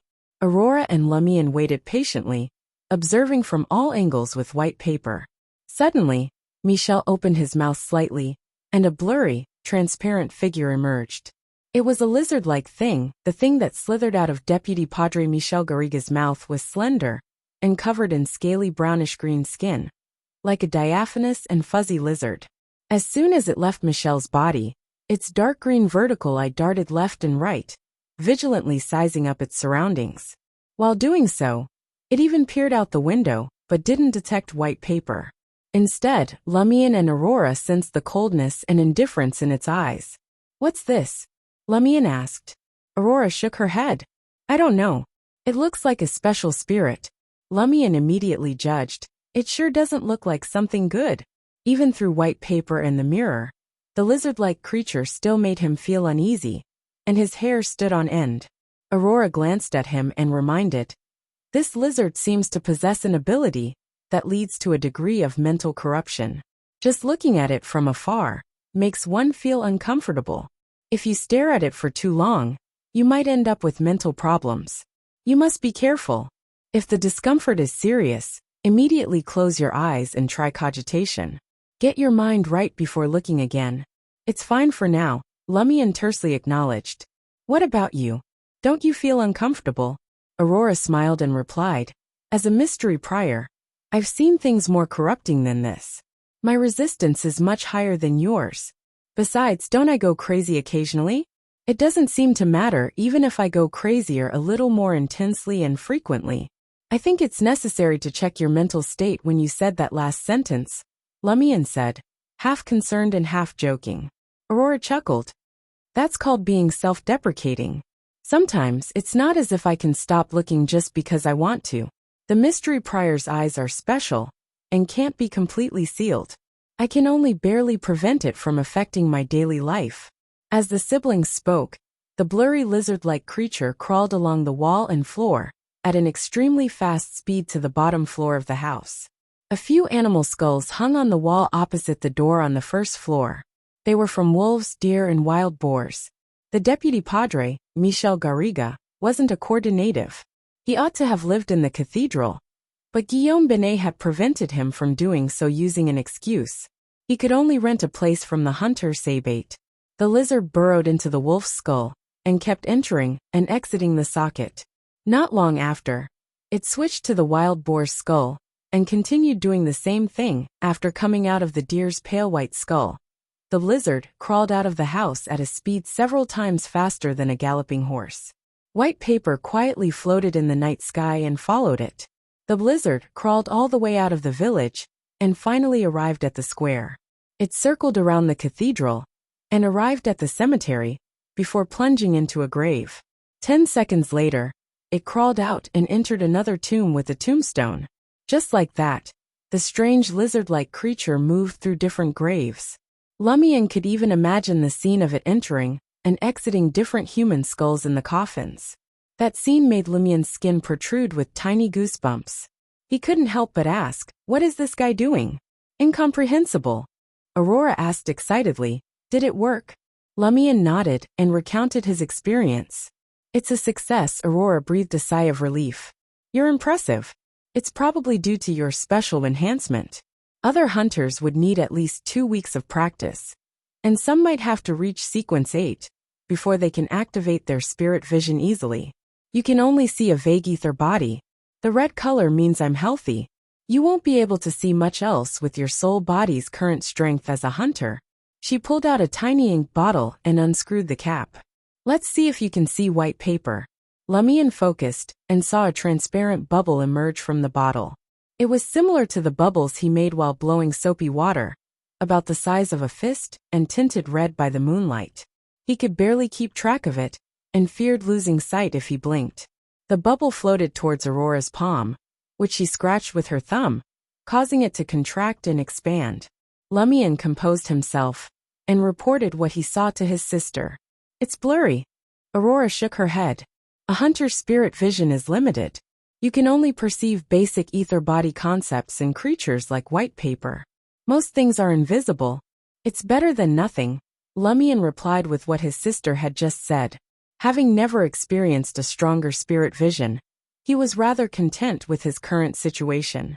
Aurora instructed Lumian to use cogitation to stop his spirit vision from deactivating, and to establish simple activation and deactivation triggers. Lumian practiced repeatedly until he mastered the method, but never succeeded in the express key Aurora mentioned. He only vaguely understood the concept. Take a break. We'll monitor the deputy padre later for any anomalies, Aurora advised. Noticing Lumian's pale face from depleted spirituality, she urged him to rest. They ascended to the second floor and lit the lamp in the study. Lumian dozed off in a recliner while Aurora read, waiting for night to deepen. Lumian forced himself to remain sleeping instead of exploring the dream world. Aurora woke him up shortly after. We can observe the deputy padre now. Okay. Lumian sat up and faced his sister. Aurora opened a miniature ink bottle and stroked white paper with her right hand, her eyes darkening. With the aid of the contract, she recited in Hermes, my contracted creature, bear the uniqueness of my eyes. Lumian couldn't understand or see anything without his spirit vision. He waited patiently. In mere seconds, Aurora withdrew her hand and sat down. White paper is on its way to the deputy padre's house. Lumian inspected the scene and noticed that his sister's eyes reflected trees swaying in the dark, not the study or himself. The trees were left behind swiftly. That's what white paper sees, Lumian realized. Aurora took out a mirror coated in mercury and sprinkled it with light white powder. The powder quickly bloomed with light, covering the mirror with an aqueous layer. In the water, the deputy padre, Michel Garriga, appeared. White paper had reached the target's room and peered through a glass window. Michel Garriga slept soundly, his eyes closed and breathing steady. Aurora and Lumian waited patiently, observing from all angles with white paper. Suddenly, Michel opened his mouth slightly, and a blurry, transparent figure emerged. It was a lizard-like thing. The thing that slithered out of Deputy Padre Michel Garriga's mouth was slender and covered in scaly brownish-green skin, like a diaphanous and fuzzy lizard. As soon as it left Michel's body, its dark green vertical eye darted left and right, vigilantly sizing up its surroundings. While doing so, it even peered out the window, but didn't detect white paper. Instead, Lumian and Aurora sensed the coldness and indifference in its eyes. What's this? Lumian asked. Aurora shook her head. I don't know. It looks like a special spirit. Lumian immediately judged. It sure doesn't look like something good. Even through white paper and the mirror, the lizard-like creature still made him feel uneasy, and his hair stood on end. Aurora glanced at him and reminded, this lizard seems to possess an ability that leads to a degree of mental corruption. Just looking at it from afar makes one feel uncomfortable. If you stare at it for too long, you might end up with mental problems. You must be careful. If the discomfort is serious, immediately close your eyes and try cogitation. Get your mind right before looking again. It's fine for now, Lumian tersely acknowledged. What about you? Don't you feel uncomfortable? Aurora smiled and replied, as a mystery prior, I've seen things more corrupting than this. My resistance is much higher than yours. Besides, don't I go crazy occasionally? It doesn't seem to matter even if I go crazier a little more intensely and frequently. I think it's necessary to check your mental state when you said that last sentence, Lumion said, half concerned and half joking. Aurora chuckled. That's called being self-deprecating. Sometimes it's not as if I can stop looking just because I want to. The mystery prior's eyes are special and can't be completely sealed. I can only barely prevent it from affecting my daily life. As the siblings spoke, the blurry lizard-like creature crawled along the wall and floor at an extremely fast speed to the bottom floor of the house. A few animal skulls hung on the wall opposite the door on the first floor. They were from wolves, deer, and wild boars. The deputy padre, Michel Garriga, wasn't a Cordoba native. He ought to have lived in the cathedral, but Guillaume Binet had prevented him from doing so using an excuse. He could only rent a place from the hunter Sabate. The lizard burrowed into the wolf's skull and kept entering and exiting the socket. Not long after, it switched to the wild boar's skull and continued doing the same thing after coming out of the deer's pale white skull. The lizard crawled out of the house at a speed several times faster than a galloping horse. White paper quietly floated in the night sky and followed it. The blizzard crawled all the way out of the village and finally arrived at the square.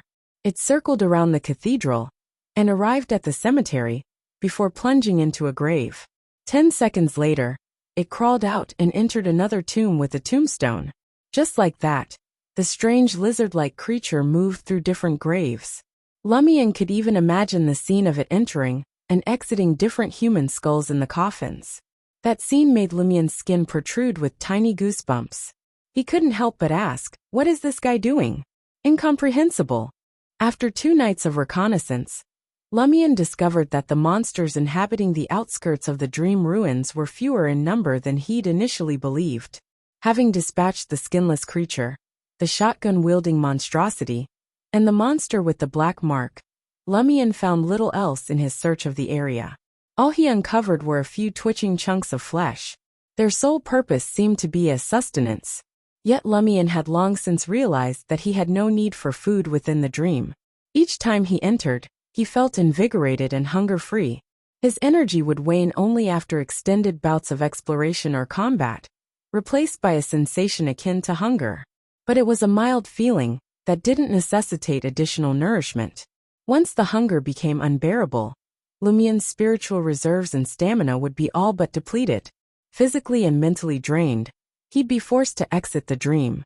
After consuming a meal and recovering in the real world, he would return to the dreamscape, his vigor restored and hunger vanquished. As he delved deeper, Lumion surveyed his surroundings for any signs of collapsed structures. He discovered a smattering of coins, but their combined value amounted to little more than a louis d'or. He found merely a few livres bleus inscribed with words. Left with no alternative, Lumion decided to venture further into the ruins. He cautiously navigated through the faint gray fog and oppressive darkness, weaving between the ruins' standing and fallen walls. Suddenly, he stumbled upon a series of shallow, bizarre footprints. It was difficult to classify them as footprints. The left one appeared ordinary, but the right seemed more akin to a palm imprint. Another monster? Lumion stealthily trailed the footprints, all the while scrutinizing his environment and envisioning the ideal battlefield for various scenarios. Eventually, he detected movement, prompting him to halt. He skirted around the area and scaled a toppled building, using the scattered, hefty rubble as cover. Peering out cautiously, Lumion surveyed the source of the noise. There, in the center of an uncluttered wasteland, stood a figure that could scarcely be described as human. While vaguely humanoid in shape, closer inspection revealed a host of incongruities. 2 eyes occupied the space where a nose should have been. Above them, a mouth, and below, a pair of ears. The nose was nestled near the temples, while a leg and an arm replaced each shoulder. The lower half of the figure consisted of another leg and arm. The entire form seemed to have been haphazardly assembled from mismatched human components. This revelation instantly clarified the nature of the peculiar tracks Lumion had been following. The creature was garbed in a brown short-sleeved shirt and dark blue trousers, typical attire for lower-class Intisions. It paced the barren landscape, shoeless and hatless. Lumion refrained from attacking, opting instead to observe patiently. Before long, the monster raised an arm and contorted its body backward, its head making contact with the ground. It's incredibly flexible. It would make a great dancer. Lumion mused sardonically. As if on cue, the creature launched into a dance. Its movements alternated between bold and graceful, sometimes bizarre and comical, yet always rhythmic. More notably, the creature seemed to possess no skeletal structure. Its limbs twisted and folded behind its back, and its legs and arms intertwined with ease. As the prankster king of Corda Village, Lumion quickly devised a fitting moniker for his newfound quarry, Noodle Man. Drawing on his observations, he began to formulate a strategy for the impending confrontation. I mustn't assume that I can evade its attacks simply by maneuvering behind it. Noodle Man is capable of treating its front and back interchangeably. I must be wary of its potential to constrict me like a serpent. Though its vital points remain uncertain, it does have a head. I'll start by chopping off that. As Lumion's thoughts raced, the monster's dance grew increasingly frenetic. It leaped skyward, limbs splayed as if attempting to embrace the heavens. Lumion found himself somewhat entranced, an urge to sway his body in sync with the creature's movements taking hold. He couldn't help but recall a melody his sister often played, the beat echoing through his mind. Dumtich dumtich. Suddenly, a warmth spread across his left pec, as whispers seemed to reverberate in his skull. His scalp prickled and body shuddered, as though the phantom voice that had once pushed him to the brink of madness was about to speak again. Lumion hastily undid the buttons of his leather coat and gray shirt with his left hand, and gazed at his bare chest. The inky thorn mark over his heart had returned. The bluish-black symbol, consisting of an eye and writhing worms, materialized and bore down on the former. Lumion froze in shock as his mind raced. I hadn't even entered cogitation, let alone held it for a few seconds. Did Noodle Man's dance somehow trigger this? Is there something related to mysticism about that dance? Some hidden magic? Luckily, when the mark activates like this, the horrific whispers are nearly mute. It won't drive me to death's door or strip me of all restraint.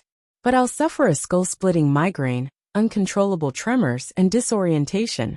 Since becoming a hunter, Lumion had avoided entering that cogitation state to tap into his special trait. The danger seemed far greater now. Before, he had flirted with death and emerged unscathed. But now, hovering at death's door might cause him to lose all self-control, with irreparable consequences. Worse, excessive exposure to that ghastly whisper might drive him irreparably insane. Even if he survived and retained control, he dared not take that risk again unless it was a last resort. After 2 or 3 seconds, Lumion was no longer astonished by the thorn symbol being stimulated by Noodle Man's dance. An indescribable joy welled up in his heart. He could endure such a negative state completely. So is there a chance that by learning Noodle Man's dance, I can dance it ahead of time to partially activate the special trait of my dream when hunting powerful monsters? Then, I'll charge at the stunned target and finish it off in a few moves. Even if I can't fully trigger my special trait by dancing, it should be useful. I don't expect the target to give up resisting like the shotgun monster. It's enough to weaken them greatly. Lumion's thoughts raced. The more he watched the dancing Noodle Man, the more he found it pleasing. The eyes on the nose, the mouth on the forehead, and the arm that acted as a leg. How could any of that be as beautiful as the magical dance? In the blink of an eye, Lumion felt a strong sense of cherishing such talent, allowing him to find a reason. Aurora said that we can't select talents with a uniform standard. So why must it be a human and not a monster? He decided not to hunt the Noodle Man before mastering the dance. He would come and observe it a few times every night to try to master it as soon as possible.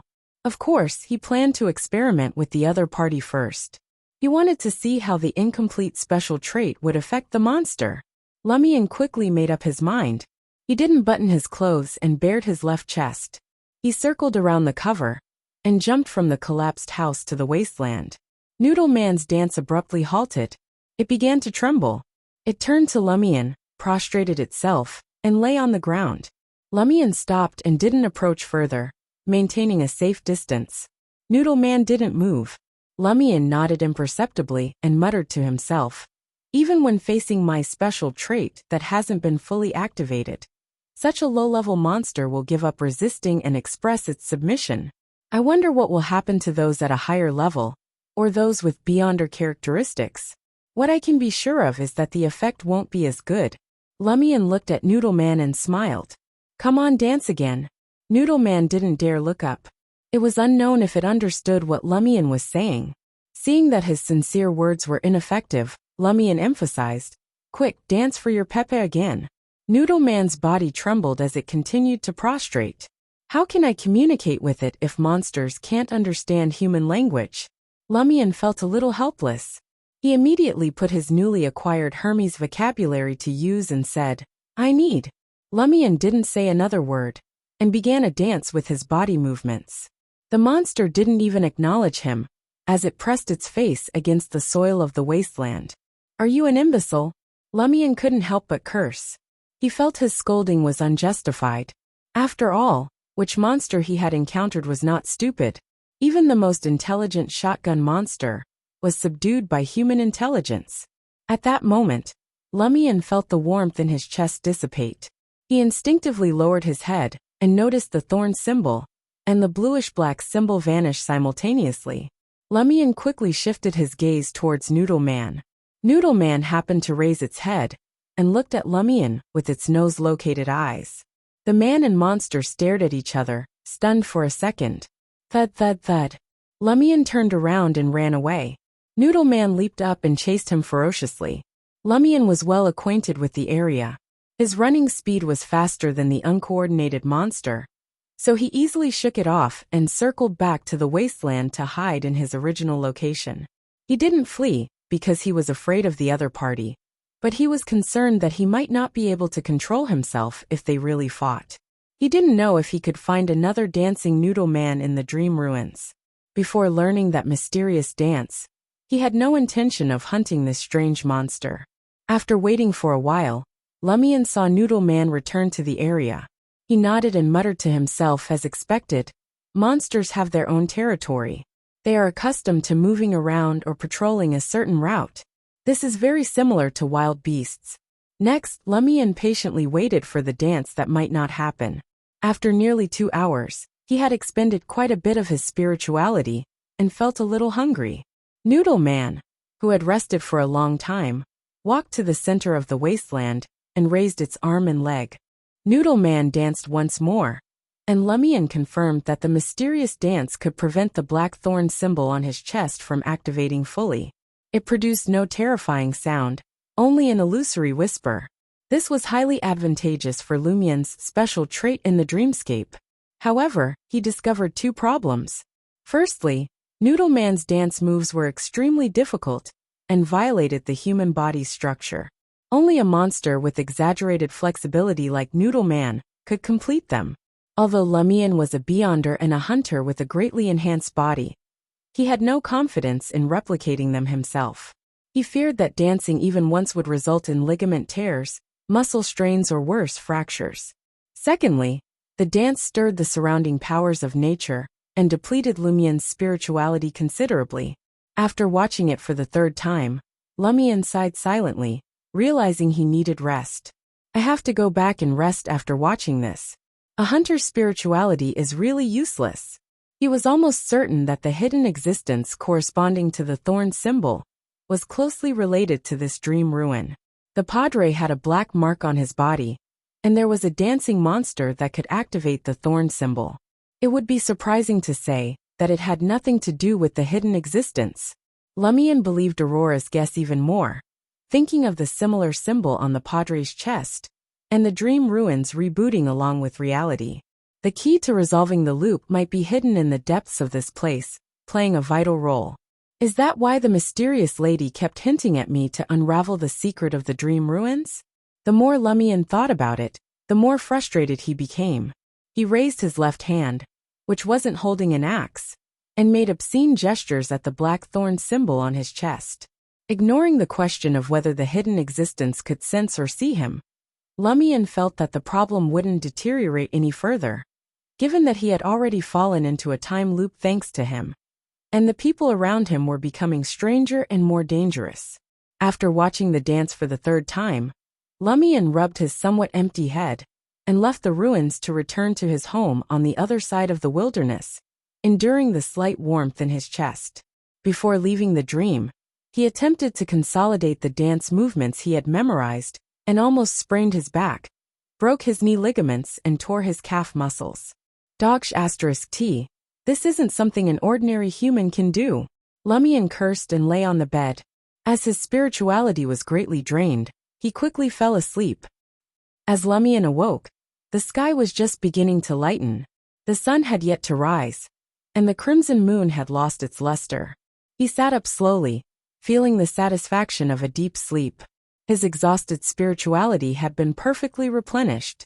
Walking to the window, Lumion drew back the curtains, allowing the light of dawn to flood the room. In the next moment, his eyes were fixed on the figure larger than an ordinary owl, perched on an elm tree not far away, staring down at him. Lumion quickly snapped out of his daze and opened his mouth. Aurora! Aurora! The suspect is here. Quick, follow it. Upon hearing the shout, the owl unfurled its wings and soared towards the edge of the village. It gradually descended and vanished into the forest bordering Corda village. Aurora, dressed in a white silk nightgown, entered Lumion's bedroom seconds later, her face contorted in irritation. Is it that owl again? Lumion gazed out of the window and replied, yes. Did White Paper manage to follow it? Aurora pulled at her long blonde tresses and spat. Why does it always appear at such ungodly hours? I was sound asleep when you woke me up. By the time I could release White Paper, it had flown away. Lumion shot back. But you said you couldn't sleep well with something on your mind. Aurora rolled her eyes at him and sneered. Humans tend to feel nervous, uneasy, and fearful at the beginning. Once they get used to it, they become numb to it. Only by sleeping well can they remain alert and rational. If you don't sleep well, it will affect your mental state, and signs of losing control will surface. Lumion's expression was remorseful as he said, we can only wait for the next time. After a moment of contemplation, Aurora suggested, let's try to identify a pattern in its appearances. We can't keep waiting around all the time. We need to rest and cannot be on guard constantly. Lumion reminisced about the first few sightings. It's always in the latter half of the night and early morning hours. Why only during that period? Aurora inquired further. It seems more like an act than a pattern. Think carefully. Did you do anything or repeat the same actions on the corresponding nights when it appeared in the first half of the night? I was exploring the dream ruins, Lumion admitted to his sister as he began to recall. Before it first appeared, I killed the first monster in the dream. Before it appeared the second time, I activated the symbol on my chest through cogitation and discovered what was special about me. The third time, I consumed the potion in the dream and became a hunter. The fourth time, which is today, I discovered a way to activate my specialness in the dream to a certain extent while incurring less damage. How did you do it? Aurora asked eagerly. Lumion recounted Noodle Man's dance and his attempt. As Aurora listened, she thought about the owl.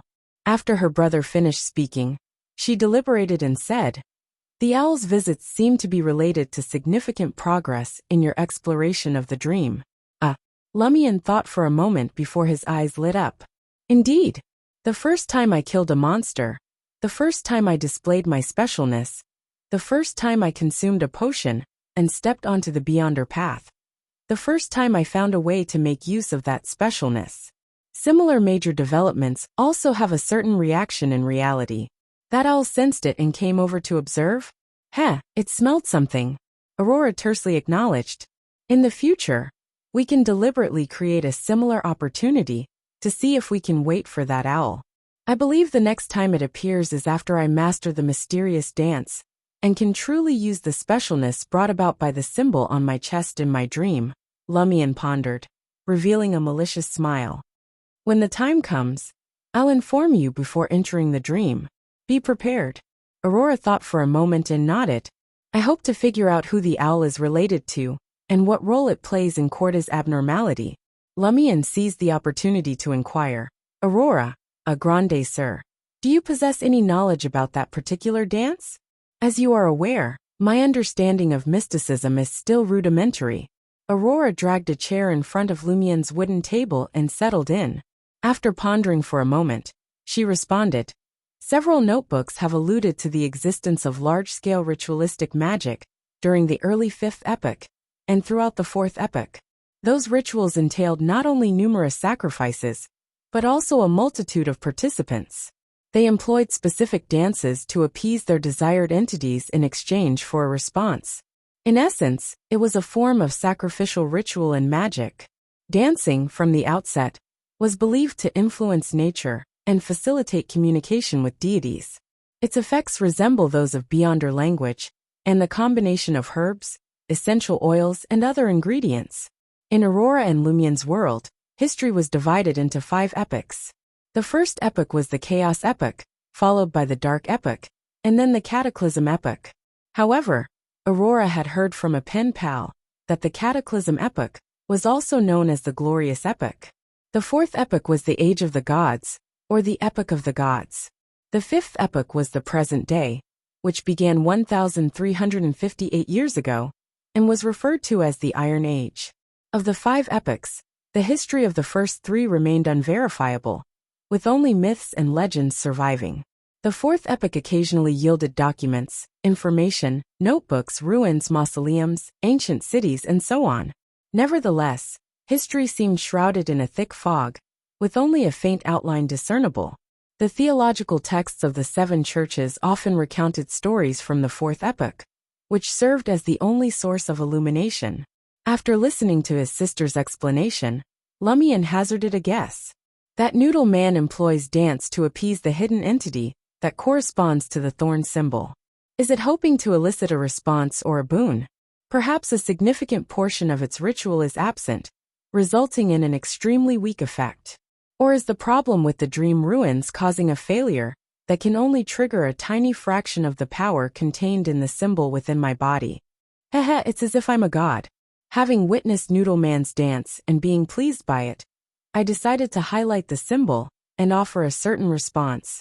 However, Lumien had no control over this. It was an automatic reaction of the thorn symbol. Aurora smiled and replied, "You are more like a carrier of that symbol, a tool in a sense." She paused thoughtfully and said, "I suspect that the dance was specifically invented to please or communicate with the hidden entity that corresponds to the thorn symbol. Otherwise, it wouldn't have elicited a reaction from the symbol. Furthermore, based on your description, this is not something an ordinary person can accomplish. Only Beyonders with special enhancements can do so. Although I am familiar with the names of the corresponding Sequence 9 and Sequence 8 pathways, I have a certain level of understanding of them. None of them can execute that kind of dance, and Noodle Man's performance does not seem like that of a higher sequence. Otherwise, you would not have been able to escape. Perhaps it is not from the 22 pathways, but rather a boon from a hidden entity." Lumien recalled the mysterious lady's words. Aurora looked out the window and pursed her lips. "I wonder if this has anything to do with the circle inhabitant, or a power equivalent to Sequence 9 or Sequence 8. Probably." Lumien suddenly laughed. "Let me name it. Noodle Man, Circle Inhabitants corresponding Sequence 9. Aurora couldn't help but look up at the ceiling. The siblings chatted for a while before heading downstairs for breakfast. After studying Hermes until past 10, Lumien departed with important items. Lumien was in no rush to track down Ryan, Leah, and Valentine. Instead, he headed straight for the old tavern, hoping to get lucky. If that enigmatic woman showed up, he had a slew of questions for her. Accepting her gift had bound him to some future cost. He might as well seize the chance to gain more benefits, as Aurora had advised. The instant Lumien stepped into the old tavern, his eyes sparkled. The mysterious woman sat in her usual corner seat, 2 glasses of emerald absinthe before her. 2 glasses? She knew I'd come? Lumien approached her with a smile and greeted her. "Good morning." She wore a white blouse with vine leaf patterns at the collar, and a beige ankle-length dress, a light red beret beside her. Lumien, no stranger to his sister's fashion magazines, recognized this as Trier's latest trend. She glanced up at him. "It's getting late. Almost noon. This is to fit your schedule, isn't it?" Lumien thought, annoyed. But seeing the enigmatic woman brought him a strange sense of calm. He sat and cut to the chase. I've been through a lot lately. She slid a glass of absinthe his way. The swirling green liquid was like a beacon of joy. She neither invited him to speak nor silenced him. Lumian sipped the absinthe, finding it rich and invigorating, with a subtle bitter note. It tasted different from any absinthe he'd had before. What's this? He asked, puzzled. Another kind of absinthe, quite popular in Trier these days. To differentiate it from the original, people call it absinthe fennel. Authors, painters, and poets are particularly fond of it. She took a small sip. The green liquid in the clear glass seemed to possess a hypnotic hue. Absinthe's main ingredients were wormwood, fennel, and anise. Different producers used slightly varied recipes, some even adding lemon essential oils. Lumian didn't understand her motives. Had she traveled to Trier just to bring back absinthe fennel? He didn't ask. Instead, he recounted recent events, both real and dreamed. She sipped from her small cup of absinthe fennel, listening quietly to Lumian's account. That's about it. Can I learn that mysterious dance as quickly as possible?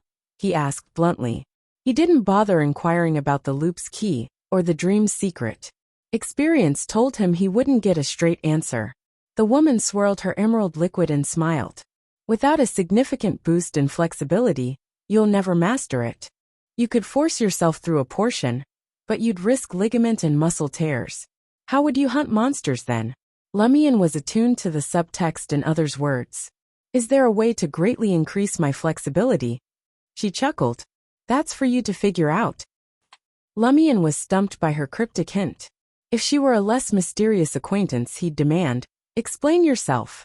Don't make me kneel and beg. As if reading his mind, she smiled and added, the solution to your flexibility lies within you. Ah. Lumian looked perplexed. She sipped her absinthe fennel and sighed. Didn't your sister teach you ritualistic magic? Lumian noticed the strange emotion flicker in her eyes once again. She did. His heart quickened. Pray to myself. She assessed him and laughed. Who do you think you are?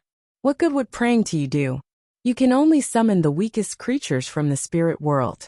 Your spiritual perception improves with your body. Danger intuition, for example?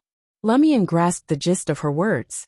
Though Hunter's spirituality was enhanced, it focused on spiritual perception and fell short in ritualistic magic and other mystical matters. So what do I need to do? Lumian pressed. The lady sighed wearily.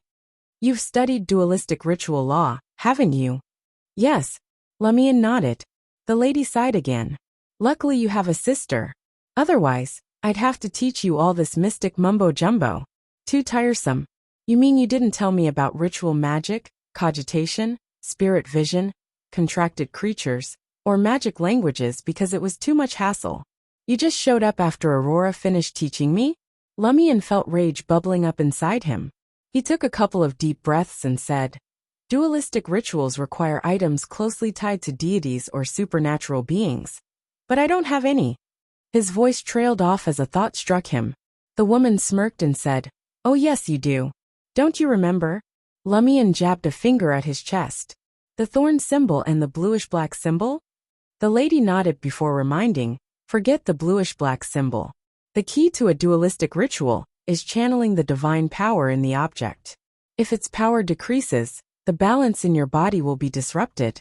And when that happens, she left the sentence hanging, but her expression told Lumian all he needed to know. In Aurora's usual grim words, no hope. Just wait for death. Is the bluish-black symbol protecting me from corruption? Lumian knew enough about the mysticism to recognize his current state as corruption. It's the great existence I mentioned protecting you, the woman said solemnly. Once you solve the secret of the dream ruins, I'll tell you his honorific name. You can pray to him directly. Did this great existence seal the corruption symbolized by the thorn in my heart, preventing it from corrupting me completely? Lumian didn't know if this great existence was good or evil, or had sinister intentions, but he felt an odd affinity with him on this. He thought for a moment and guessed, use a dualistic ritual to steal the power of the thorn symbol? If its power decreases, the corruption will weaken and the seal strengthen. How can you call it stealing? The lady retorted. This is appealing to an entity for a boon. It just so happens he has some of his power nearby. The response follows the law of proximity. Thanks to the seal from the great existence and barriers attenuating it, the entity's true form won't sense it. Only mystics like you who speak in riddles understand how to sugarcoat it. What's the difference between this and stealing? Lumion thought sourly. From the lady's explanation of divine boon and abnormal pathways, he asked shrewdly, through the dualistic ritual, can I appeal to the power behind the thorn symbol and ask it to grant me the ability to greatly increase my flexibility? Something like that, the lady said. To be precise, ask it to grant you the power of dancer. Dancer? Lumion thought of Noodleman's performance. The lady took a sip of absinthe and said, for beyonder pathways beyond the standard 22, we classify them into sequence 9 to sequence 0 for convenience. In a way, this sequence division follows the rules of this world. Does dancer correspond to sequence 9 of the thorn symbol, just as circle inhabitant corresponds to its sequence 4? Lumion fired off. Can it boost my flexibility and improve my mystic skills, allowing me to easily grasp that mysterious dance? The lady smiled in relief. As expected, with a foundation in mysticism, communication is much easier. No need for me to explain further. Lumion asked eagerly. Then what are sequences 8, 7, 6 and 5 of the thorn symbol? Sequence 8 is alms monk, and sequence 7 is contractee. Gosh, why do you want to know so much? Master the ritual first, and strive to become a dancer as soon as possible. The woman was losing patience. Alms monk, contractee. These names instantly clicked for Lumion. Alms monk referred to certain members of the various churches in reality. The Eternal Blazing Sun Church was rife with factions, each with their own beliefs. Two main groups stood out, the Order of Preachers and the Brotherhood Minor, also known as the Alms Monk Brotherhood. The former was made up of clergymen and the purifiers of the Inquisition, who were dedicated to the cruel persecution and purification of heretics, cultists and wild beyonders, all in the name of promoting the orthodox teachings of the Eternal Blazing Sun. The latter, however, were mainly concentrated in the cloisters, with a few clergymen among their ranks. They espoused temperance, begging for food and ascetic training, preaching in various poor places, all with the aim of spreading the faith of the Eternal Blazing Sun. At the mention of the alms monk, Lumion immediately thought of missionaries, asceticism, and special ritualistic magic. As for contractee, the first thing that came to mind was the black mark on the padre and the mouth orifice monster. Aurora explained that it might be a mark left behind by a special contract. Wait, the monster I killed was a contractee? Lumion asked in surprise. I actually killed a monster equivalent to a sequence 7? The lady nodded slightly and said, yes, contractees use special contracts and godhood provided by that existence as witnesses to obtain different powers from various creatures. One contract corresponds to one ability. Whether they're powerful or not depends on the abilities they obtain, and how many they have. It's not impossible for ordinary people to kill them if they take the wrong path. In fact, similar situations occur in the Beyonder domain. It's common for Beyonders who aren't skilled in combat to be killed by those of an inferior sequence. Ability is important, as is intelligence. Preparation in advance is equally significant.